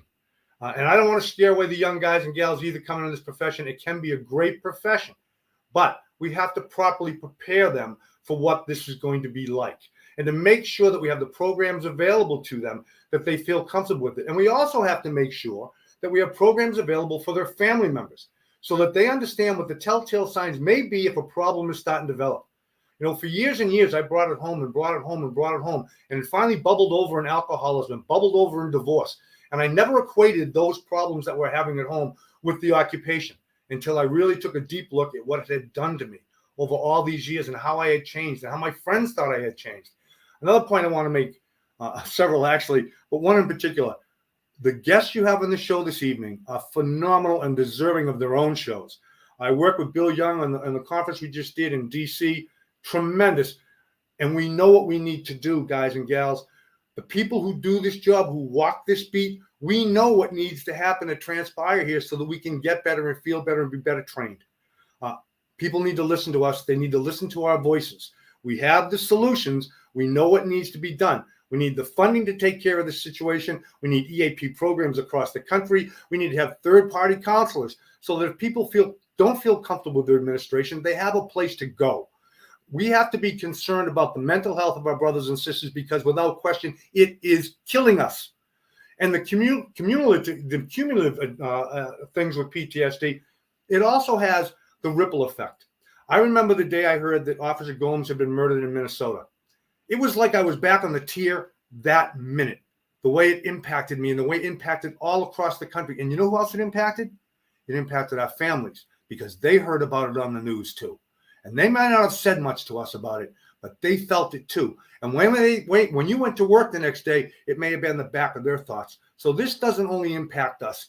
It has it's like a spider web. If you break a pane of glass in one spot, it shatters outward. It faces and hurts so many people. We had Brianna Mellon at our conference in DC.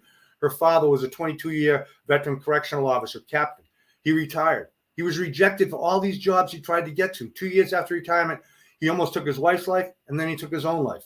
10 years later, Brianna is still struggling with that. And she came forward to talk about her story and how it impacts her family. Ladies and gentlemen, if you're not in corrections and you're listening to this, this is a cry for help.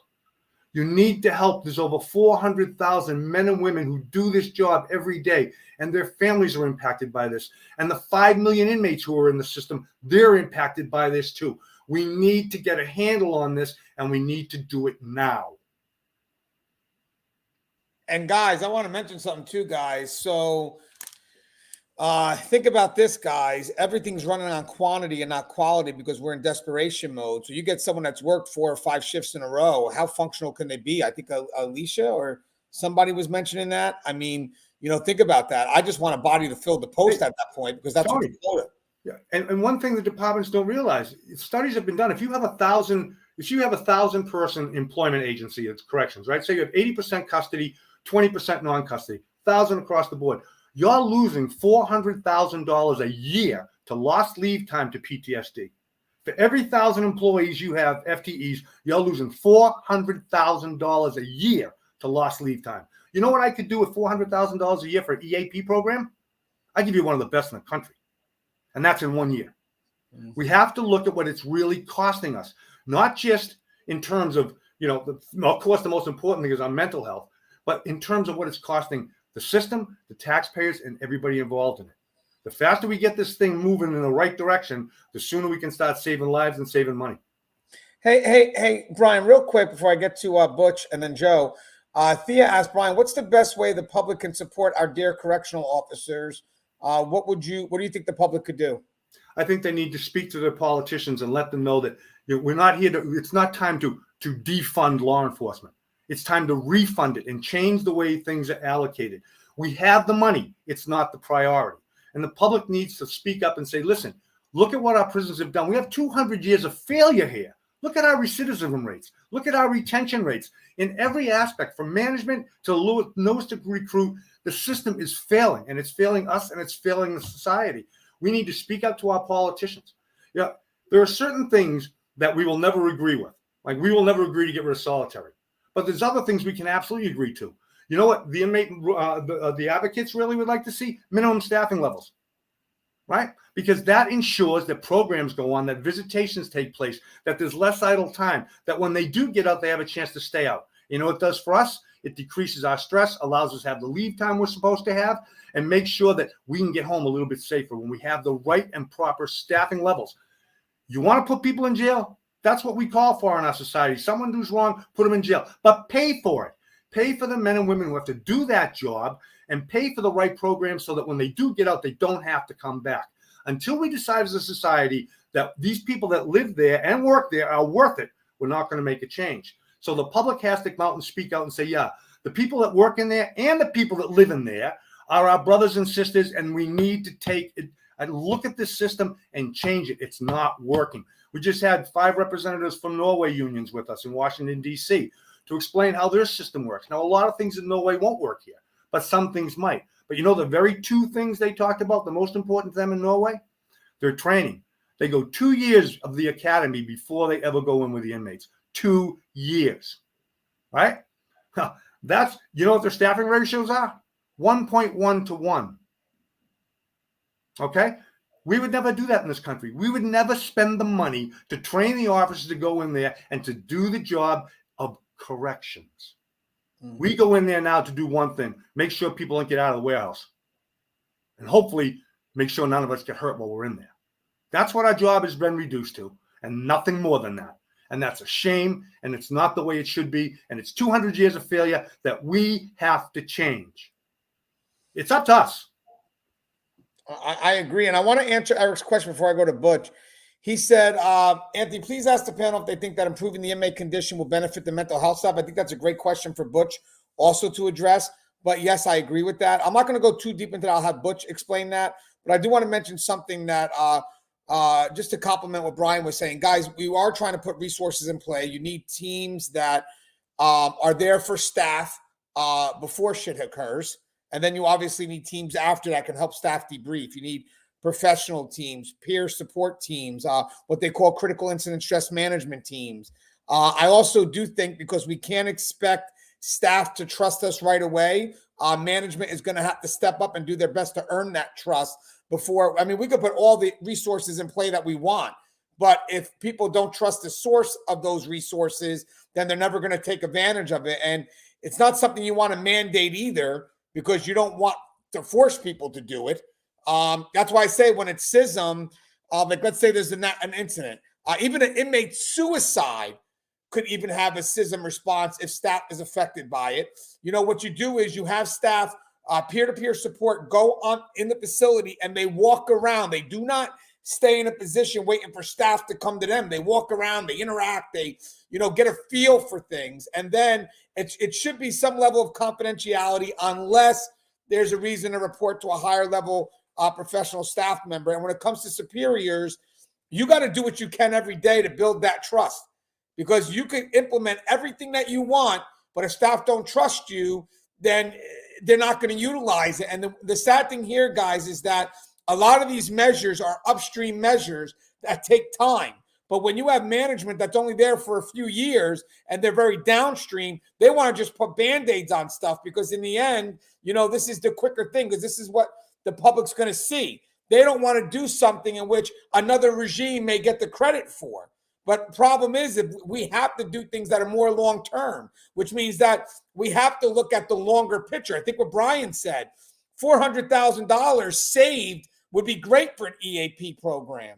But having said that, that may not be feasible in my time as management, but that doesn't mean I can't start the momentum of that. But having said that, a lot of people have these higher positions, not all, but some could be for vanity. It's like, well, what can I do to make it look like I'm doing something? Well, how about it's not about the outcome right now? How about the effort? How about you could put effort into something that may show up a little bit later? Yeah, but I want something to show now. But that's the problem. Everybody wants immediate solutions, but the problem is you can't have immediate solution for long-term problems. You have to think upstream. Hey, Butch, just out of curiosity, I thought that was a great question by Eric with, basically having those programs in play, having the stuff running. How does that help out staff? So, Tony, I think I've heard you even say it before, and I believe this wholeheartedly, that having an atmosphere in prison that is conducive to learning and rehabilitation is our goal. And when we can have those conditions, the climate of the facility is far better than when those conditions don't exist. When we have chaos or we lack the controls we need, the stress level on both the inmate side and the staff side, is increased dramatically. So when we have the money, the staffing, the time, and the expertise to get this climate or the conditions conducive to learning or just being safe, not having to protect yourself from the guy next to you, really reduces the amount of stress that the correctional officer, the line staff face on a day-to-day basis.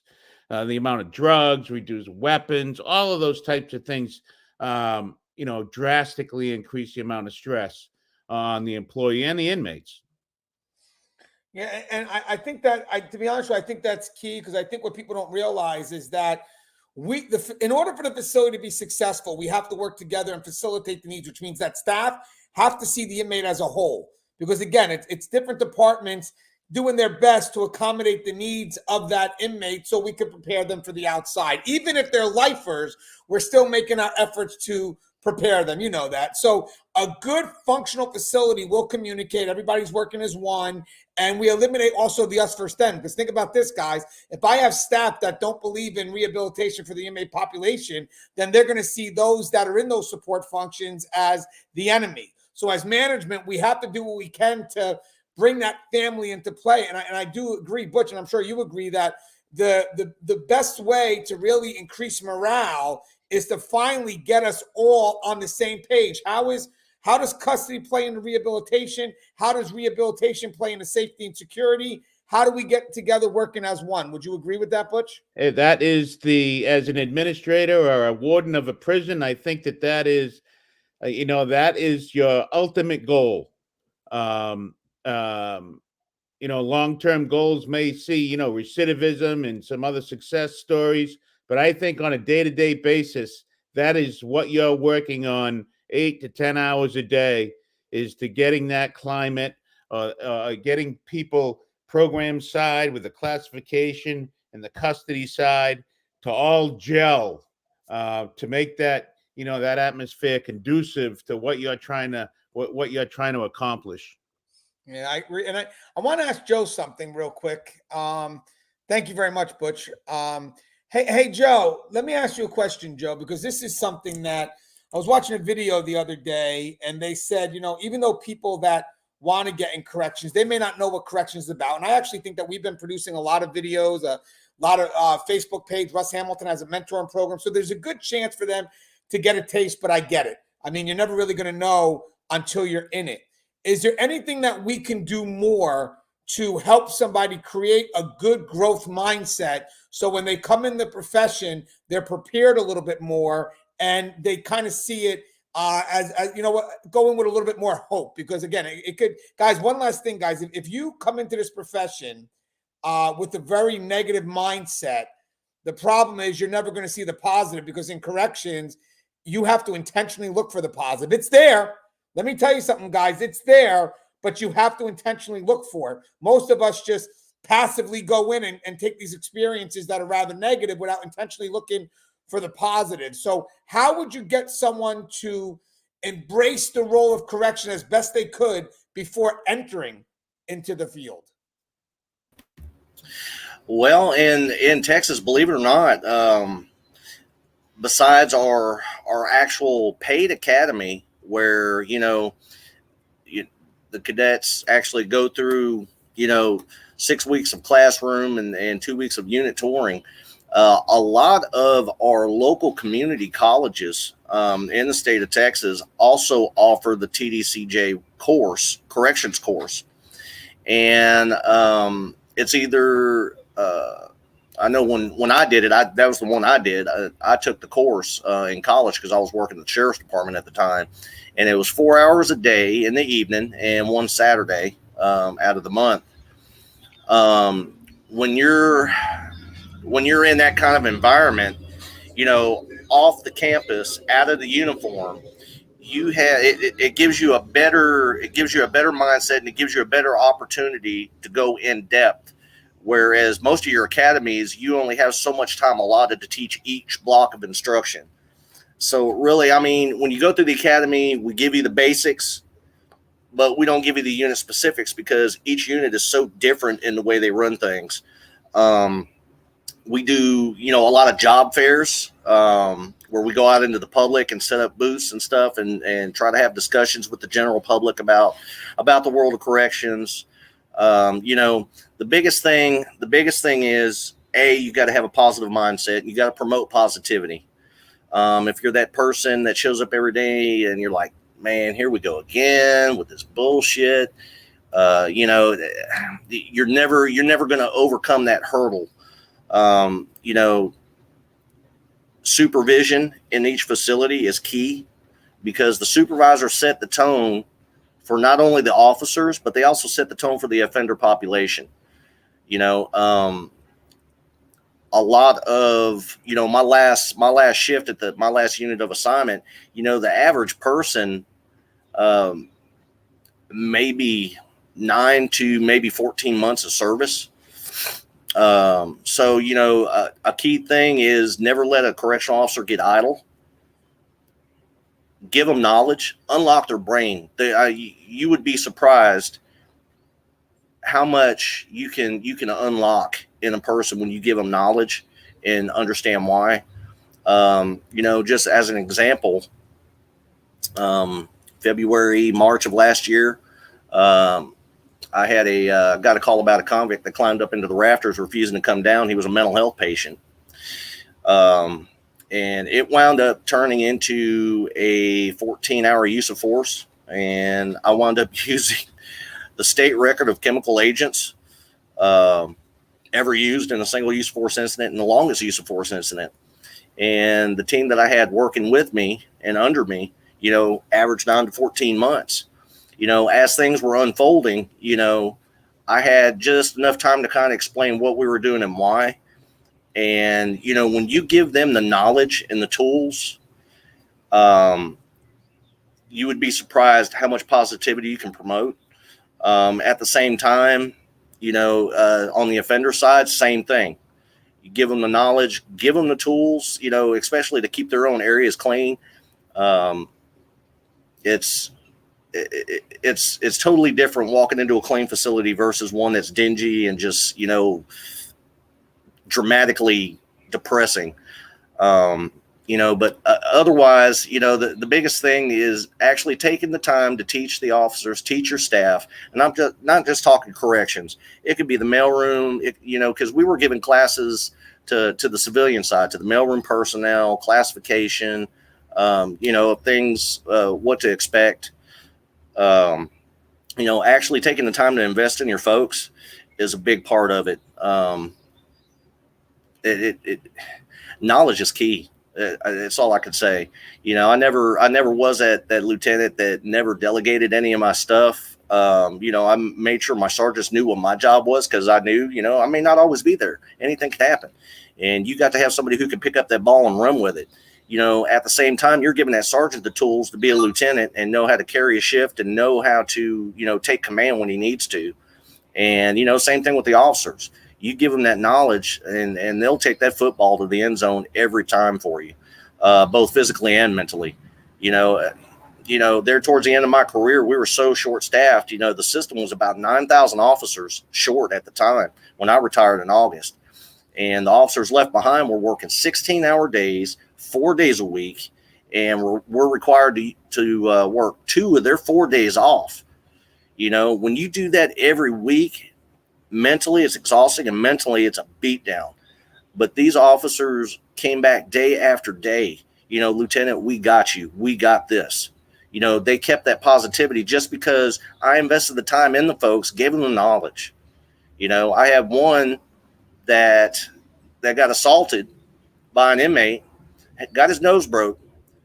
I went to the hospital and sat with him until he was discharged after I got off work, which was midnight, came back at 3 a.m. And the next day at 5 p.m., this officer's showing up for shift, black eyes and everything. He's like, there ain't no way in hell I'm staying home. I'm working for you, Lieutenant. You know, that's the kind of knowledge you want to pass on, and that's the kind of people you want to cultivate. Keep them sharp mentally. Don't ever let them get in a rut. That's why I said, you know, on a prior episode, invest in your staff, know your staff, both professionally and individually, because you know their quirks. You know when something's not right with them, and that's when you need to go into action. That's when you need to pull them aside and say, "Hey, is everything good? You know what's going on, man. You're not on your game today." And you know, just like I think it was Brian that said it. You know, this profession cost me a marriage as well, because no matter if it was on the clock or off the clock, I was always in that command mode and never snapped myself out of it, in or out of the gate. And you know, hell, I spent 30 years in denial. I never seen it, not until I retired and had to take a second chance and go, holy crap, man. You know, it's wild. It's really wild when you actually get a break in the action and you sit back and you look at yourself and you see how much you've changed. You know, your biggest thing is, you know, knowledge is key. Be a positive role model in that environment. I know it's hard to do some days, but you got to do it. You got to keep your morale up any way, shape, or form. You know, when you go into your guard mounts or shift briefings, you know, get the bad stuff out of the way. Get the stuff that got screwed up the day before. Get that out of the way. And that shift briefing with a joke, you know, make them laugh. You got to keep morale up, because morale is key to mental health and corrections. You know, morale's about the only thing that keeps us going back day after day. Yeah, and I just gotta put, guys, Brian Dorr just hit me up with numbers, 410,000 correctional officers. Now, guys, I want to do one more thing real quick before we start wrapping to a close. And I want to go final goodbyes. But I want to mention something too, guys. In corrections, obviously, it is a tough profession during these times. And for those that are going through it, especially the supervisors, or people that have to translate right now the purpose behind this profession. Because right now, guys, if you want to survive it, me and Connie talk about this all the time. You got to have purpose. You know, you got to align with the vision. What is it personal that connects you to that vision? Because if you don't have that, you're not going to be able to survive the struggle. You know, your supervisors have to translate some level of task significance.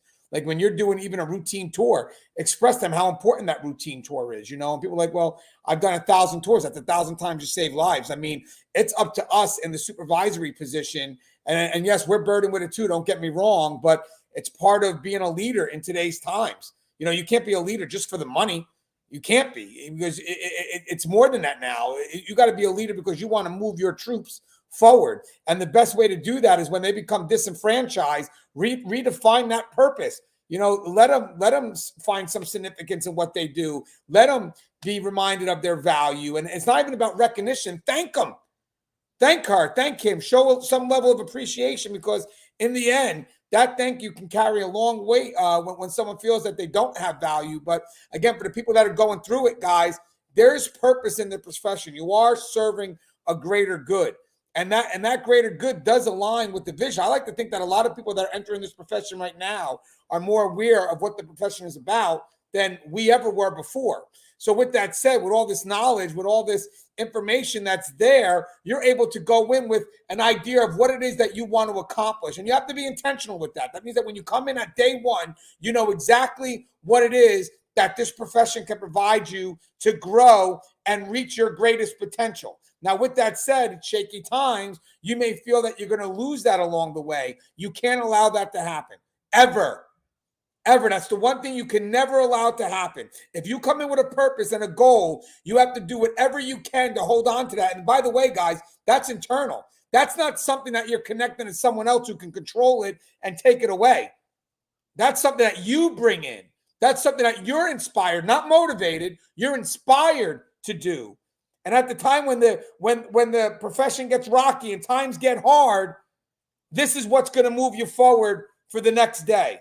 And yes, guys, it's a battle. It's a battle, but it's a battle worth fighting. And one other thing before we get to that video, guys, is even though there's tough times right now, and there are going to be people that are looking at us that may want to join, that are going to look to experienced people to say, hey, what's this profession like? You could be like everybody else and say something negative and push people away. Now you're part of the problem. Or you could do what Brian Daw did before and said, I know there's hard times. I know this profession isn't, going to be the easiest, but there's good here too. And that's up to us to sell that, because there is good here. And that's intentional, even more so now than it ever was before. But don't be part of the problem. When people go to you and they go to listen for something good and you're saying something negative, you're also doing the net. You're also pushing people away. Got one more video I want to show, and then we can start wrapping it up. But I think this is a great video. It was recommended my way. And this is a great way to start to transition to the end of this. So let me just go ahead and share this video.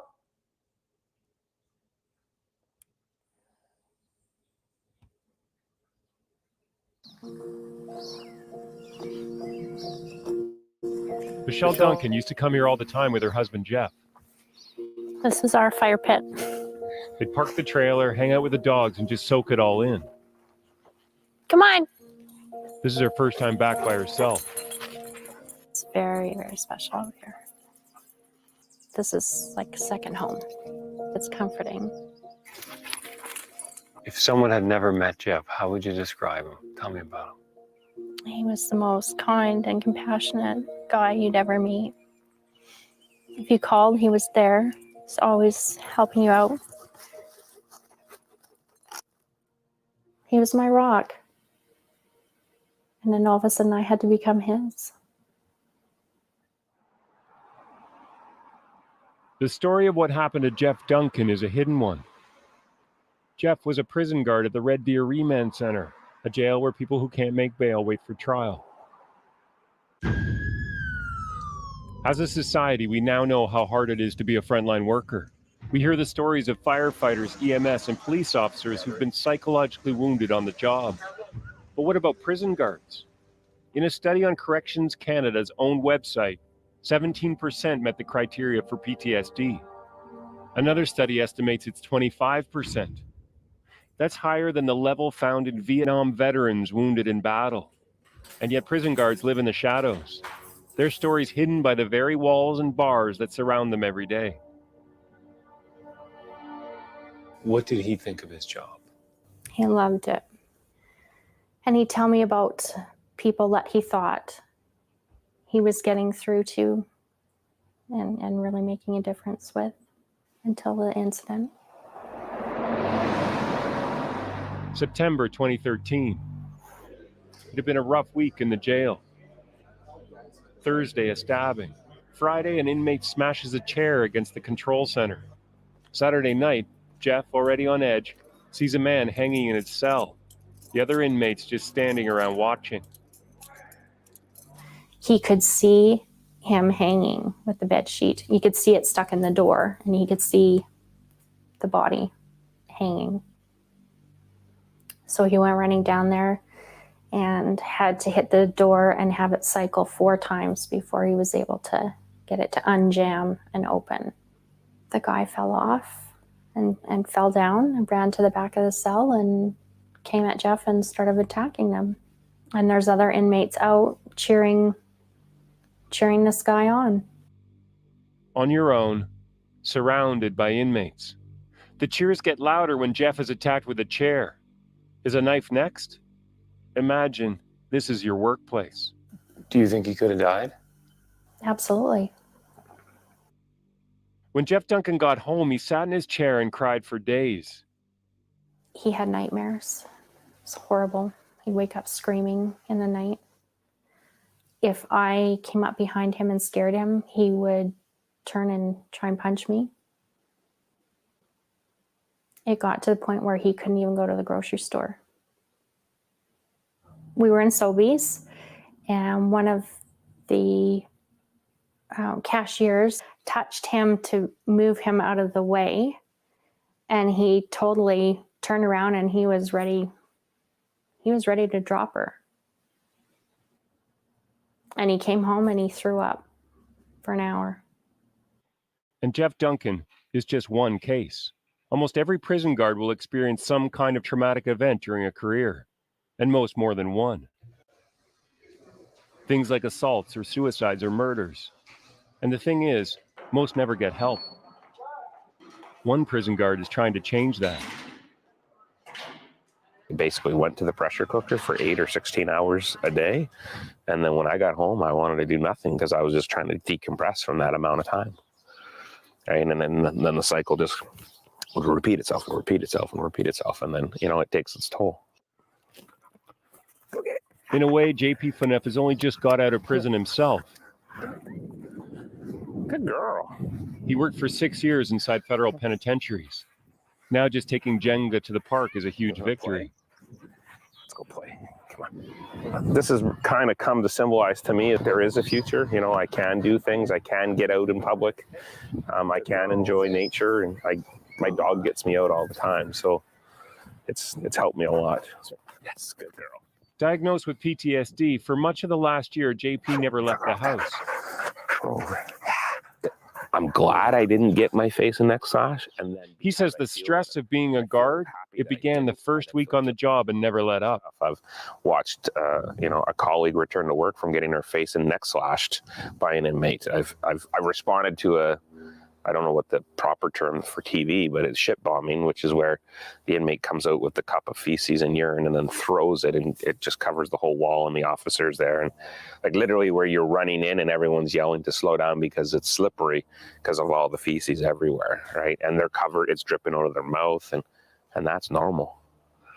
And that's where my brain just it just went sideways for me, because that's not normal. One evening, JP was in the command center, safely behind plexiglass at Kent Institution, a maximum security prison in British Columbia. The inmates filed past him to the gym. A moment later, they were attacking each other with makeshift knives. An inmate was murdered, but JP couldn't leave his post.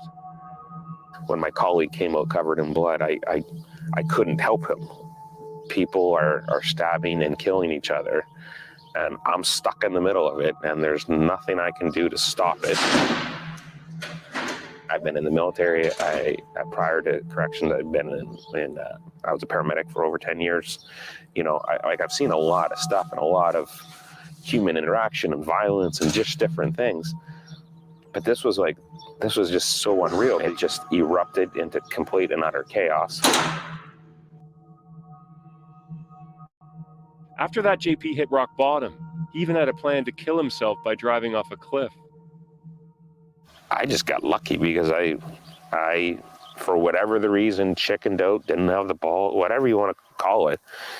I woke up the next day above the ground. And so that was kind of the turning point for me, because it was like, something's got to freaking change. What changed in the end was JP himself. He started to talk about what he'd been through, even though he says his employer warned him not to. Like a manager in my correctional service told me to suck it up and be a man, that I should be able to just shake it off. I've had other people that say, well, what else did you expect? That's what you signed up for.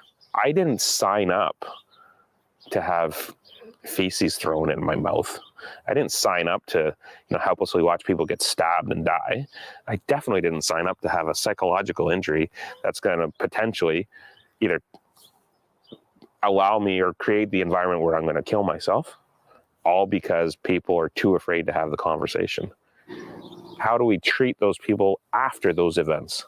That's what we need to figure out. JP still has nightmares. I guess we technically you have fair use. You should be allowed to see the video, but it is YouTube. If it was being used for another reason, they would be allowed. Sad thing is that it is called fair use. You are allowed to use that video. Anyway, hopefully we got the base of that. So basically, before I bring everybody to a close, it's not, you go through this profession, and I have a feeling for the most part, like Brian said, we get forgotten. We go through these things behind the wall, things that people don't see, and then we're living these things with very little appreciation, nothing to balance what it is that we're going through with some level of respect. I mean, even just the word guard bothers us, because in the end, if you saw the work being done behind the wall, we do a lot more than just guard a world that doesn't move. You know, in corrections right now, the world is totally moving. It's us as correctional officers, us as civilian staff, facilitating a whole community that's devoted to the inmate population. You know, and every day we're doing our best to balance safety and security and rehabilitation in a world that doesn't want it. I mean, that's the key.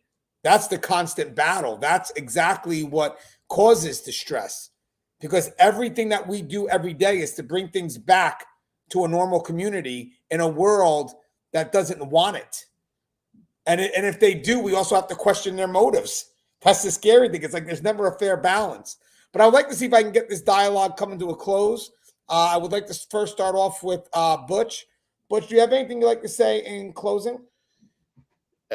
Just a topic that we could discuss for hours on end, but a very important topic where, you know, I think that all the other topics that we talk about, it all comes back to that, getting that climate conducive to bring the stress levels down. You know, corrections today, you know, they've taken so many tools away from us. There's been so much change, and you know, I think it's contributed to some of the chaos and some of the, you know, difficulties, you know, getting that climate to where we need it, to where, you know, people can come and go to work and learn and go home safely. It's really, really a challenge now.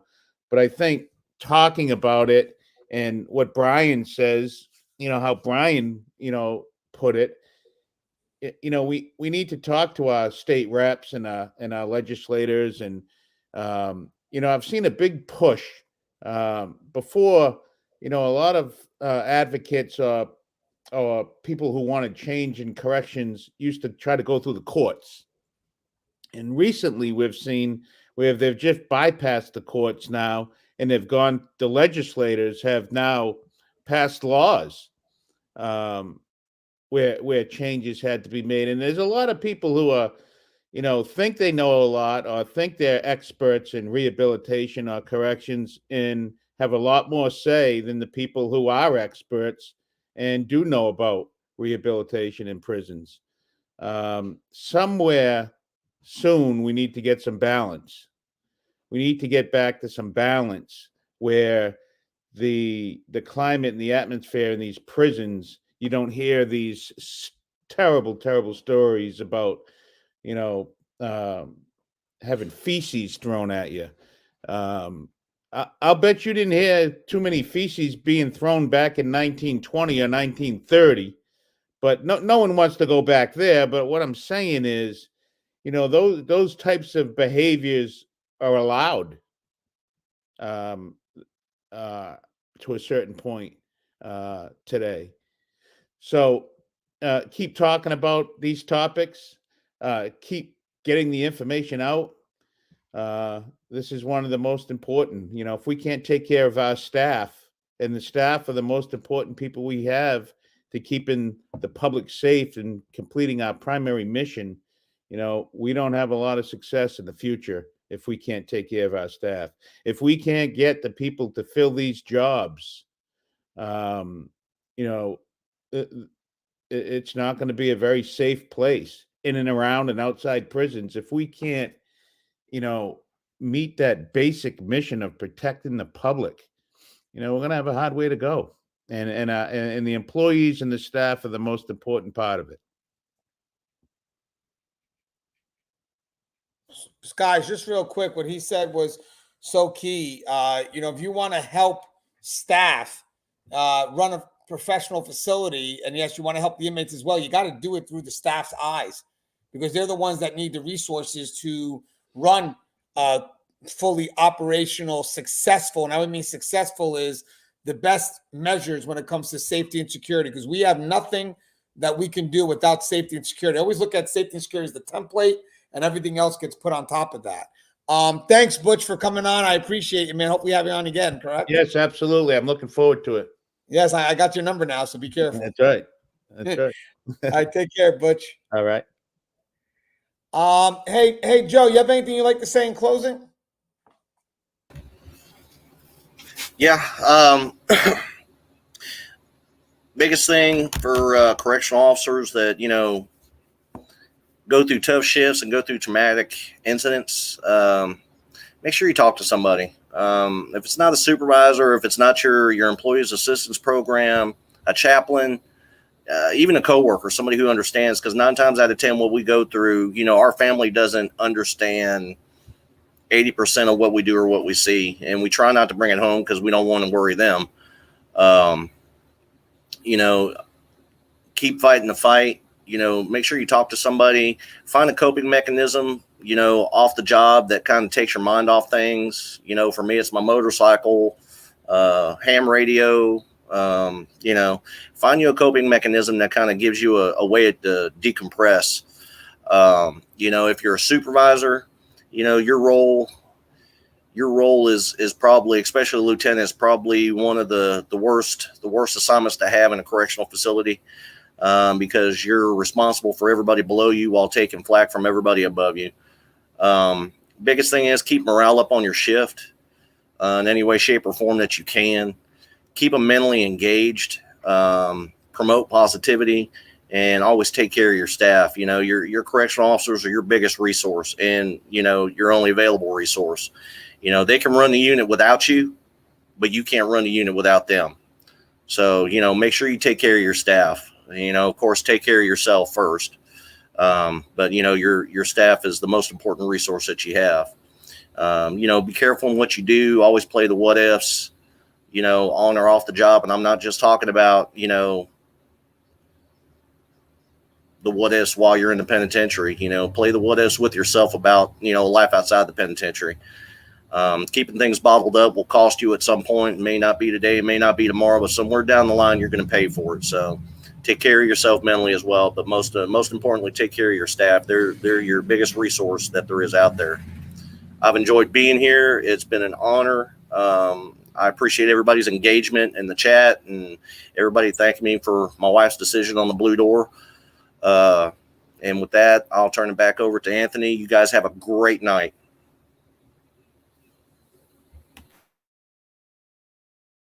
You're muted. Oh, I did a whole good speech about how good of a guy you are. I'm not going to waste it now. I'm not going to do that twice. So, all right, Joe, have a good one. No, guys, Joe, thanks for the knowledge. I'm sure we're going to have you on again in the near future. But again, thank you for everything you shared. And I'll see you. Well, I'll call you. I'm going to call you anyway. All right, Joe. Thanks, brother. All right, Brian, what's up, man? I was wondering if you could say anything in closing. It was great having you, of course. Always a pleasure to be here with you, Tony. Yeah, let me wrap up with 3 brief things. To those of you who have been listening and watching tonight that are civilians and don't do the job, greatly appreciate you taking the time to be here and to listen. And please get as much education about what we're doing as you can and talk to your legislators. Remember, we're the men and women that go to church with you. We're on the PTA with you folks. We teach your kids softball. We're in your communities and we need your support. We need your help. So thank you for listening tonight. To the managers that are listening and that are on this evening, please listen to your staff. Before you implement policy, before you seek change, talk to the men and women who are going to have to implement it. If you want to lower the stress, then lower the anticipation, lower the unknowns. Let staff know what you're planning to do beforehand, get their input, let them feed into what's going on here so they become a part of the system rather than get beat up by it. And to my brothers and sisters that are behind walls, I can't thank you enough for going behind it every day and doing the job you do. I know how difficult it is. I've been there. I've done that. And know that there are people like us out there, people like Tony, like myself, like the guests that are on here tonight, that are fighting for you, that are fighting to get you the resources you need, to get the mental health we all need to continue to do this job. So thank you and thank your families very much for putting up with this and what you have to go through. Again, thank you so much. We're out there for you. Keep each other's backs. All right. Make sure you do the right thing. You see something, say something. You think someone needs to have a talk, sit down and have a talk. Buy somebody a cup of coffee. Just be there to listen. Thanks a lot. And thank you, Tony. This is a great program. Well, thank you, Brian. I appreciate that. And I think one day what we're going to do is the next dialogue we have, or in the near future, we'll talk about how the job can have an effect on our family, which ultimately affects us. We only touched on that briefly, but we should really devote a topic. Yeah, we just did a whole segment on that in DC with Katerina Spinaris. Yes, terrific on that. Yeah, she's get really good on that. She's awesome. Desert Water Foundation. If you guys get a chance, check out what is that? Sorry, guys. Check out Katerina Spinaris, Spinaris, and she has a Desert Water Foundation. She actually has a program specific for correctional officers. Hey, thanks again, Bri. Thank you, Tony. Good night, everybody. Gary Cornelius, you have anything you'd like to say in closing, sir? Yes, to everyone listening, thank you for what you all do, and I'm grateful to Anthony that I call myself the old retired jail guy, but I keep in the field because I feel a special kinship for my brothers and sisters in corrections. Just to close with a couple of things. One, you are working in a noble profession. And I tell my classes that, the police, God bless them, they lock up the bad people, and corrections officers keep them locked up. And so Mr. and Mrs. Citizen can sleep safe in their beds at night. I also tell my classes that the job will eat you up and spit you out if you let it. And there's some things you can do. And a couple things are latch on, grab hold of the good things and people in your life, your friends, your family, your significant others, good supervisors you work with. Stay close to them, talk to them.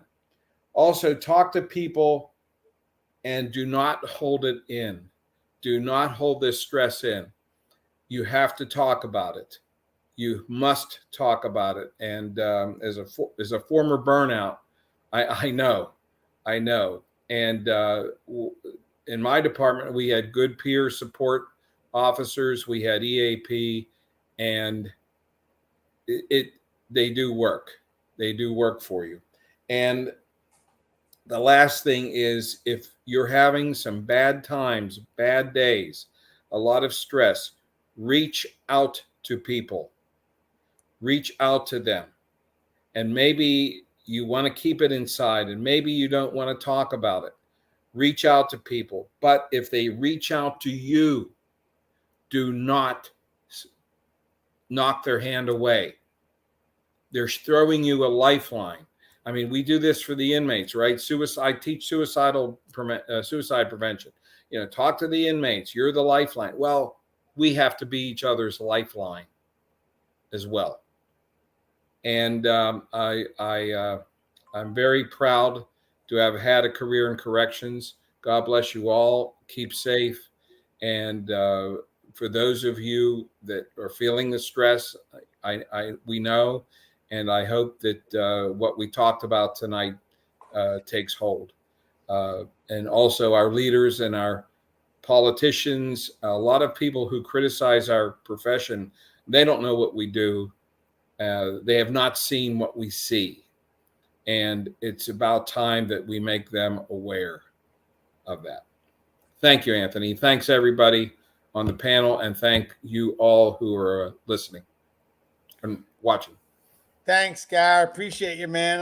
I'm sure I'll be calling you again soon, too. Okay, good night. Take care of yourself, Gar.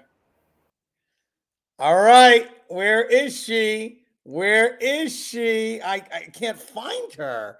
I know she's somewhere. It's funny. She can't say anything right now. But if I get 2 Connies in the comments, I'll allow Connie to come back in. I just want to feel the love, because I basically can say whatever I want. She can't say anything. No, you know what? How rude am I? Let me just... Hi, Connie. Oh, listen.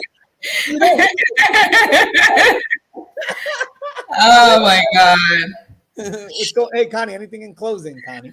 I think for me, it really is just, we have to acknowledge just how, so one, I guess it's twofold, right? So on one end, we do need the support from external in order to drive some of the changes that we need internally, right? But in order for us to do that, we have to use our voices. And many times we feel so defeated, right? Like, yes, it is stressful. There's a lot going on, but we don't necessarily feel like our voices are being heard as we try to advocate for ourselves, you know, talking about something as heavy as PTSD and all these traumatic events that we experience from day to day, that they become our new normal, which just never will be normal for us, right? But we talk to each other about it, but we don't necessarily elevate those voices so that the needs that we have are heard at a level of people who can make the changes, right? And I think part of that challenge too is sometimes we are speaking about the things we need, but then we don't speak about possible solutions. And I think what I want to say for all of the guests that we had today, just in general, is that many people brought forward solutions, right? Here are things that we could do. Here are ways we could handle. His, Brian gave us a list of things that we could do. And, I would just, ask anyone who's listening and who really cares, whether you've got family, friends, you know us now, right? Like, if there's anything you can do to be an advocate for the mental health and the wellness needs of, correctional professionals, I won't just say officers, because as a civilian, I've had plenty of, experiences, may not be to the same extent, but still having the same impact. And I think part of that is we've got to get to a point where we don't feel like we have to validate our experiences, right? I don't have to compare my experience to yours for it to be equally as traumatic. It's just that collectively we work behind the wall, and we have to be able to advocate. We've got to be able to stand up for ourselves, and we're asking for the public to understand what we're going through as we work day in, day out. And please, if there's any space or place where there's conversations happening, serve as a sponsor, right? Be that person and say, hey, listen, but you guys don't realize that this, and this is going on as well. And I think that's the good news about Tear Talk and us bringing these things forward, because, I've seen in a couple of the comments, like a lot of people just don't know what's happening. They only hear about the worst of the worst things that make it to the news. They don't hear about all the ways that we're stepping in and we are like helping and advocating and saving lives and all the good stuff. So I'm thanking you guys for being so active and so present and just always, being supportive. But really at this point, it's just understanding for those who may have been impacted. I would like you guys to know that by holding it in, you have to understand it's like you're drinking the poison, right? It's bad enough that it happened. Drinking the poison isn't the answer, right? Like it's going to have the psychological, it's going to have the physiological, the mental, the spiritual. It's going to have impact at all points in all spaces in your life. So please speak to someone. We talked about EAP. I personally feel that while EAP is great, many times EAP can be generalized. And so if I would have any solution to offer, it is we've got tons of correctional professionals who are retired. Why aren't we creating programs where they can go in and get certified, right? But at least they understand the walk. They understand how the environment has impacted us. And when someone comes in and says, this is what I'm feeling, they're not getting this generic response and being sent to someone who has no relevant experience to what they can't relate to what they're going through. If we can do something like that, I think that would be invaluable to this profession. Yes, I agree. And guys, this is something that me and Connie, along with many others, have been working on. The fact that now we're getting an outside interest. I know the show will pick up its pace as we, allow the live stream to kind of upload. And by the way, guys, if you go to watch the live stream right afterwards, I know some people may, it will buffer until it fully gets put in place. So give it some time so it doesn't buff right away. Because a lot of people are like, oh, it's buffering because it's got to It's got to situate itself from the StreamYard. But I want to mention one more thing before we go, guys. So again, for the outside looking in, or just for the people that want to get into this profession, you know, this profession has a lot of great opportunities. I mean, you're put in a position where you can change lives. You know, I mean, how many people are going to be in a position where they can have an influence on someone they wouldn't normally have an influence on? You know, I mean, these are sometimes when you work in a prison setting, you're going to meet people that have never been given positive expectation. I mean, literally, I mean, they've been told to, you know, they would get recognition for robbing a car. And here you are recognizing them for maybe getting their degree, you know, and they never knew that because in their environment, they're told just the opposite. You know, their achievements don't come from what should be the best. It's going to come from what their family would expect of them. I mean, some people are afraid to even do good because their support won't support them. So here we are, we get a chance to interact, have a positive influence. In my beginning of my career, working with the female inmates was a great part of my life. 9 years working with females. And I loved every minute of it because I loved my interaction. I went home knowing I had some type of value, and that kind of balanced me through the tough times. You know, because at the end, when you start to question, is it all worth it? You can find worth when you have a purpose, when you have value. But when you lose that, well, the problem is then you don't have purpose, you don't have value, and now the wrong questions start to come into your head. And now you're answering in the negative, which pushes you away from what it is that you want to do. You know, so again, guys, I want to say one thing. If you go in this profession and passively take everything in, it could destroy you. It could. Because there is a lot of negative. But if you go in there with an intentional, strong growth mindset, taking even something negative, making it a challenge or an opportunity to grow and just be better and be intentional every day, you're going to find out that this profession has more rewards than it does anything negative. But again, it takes your effort.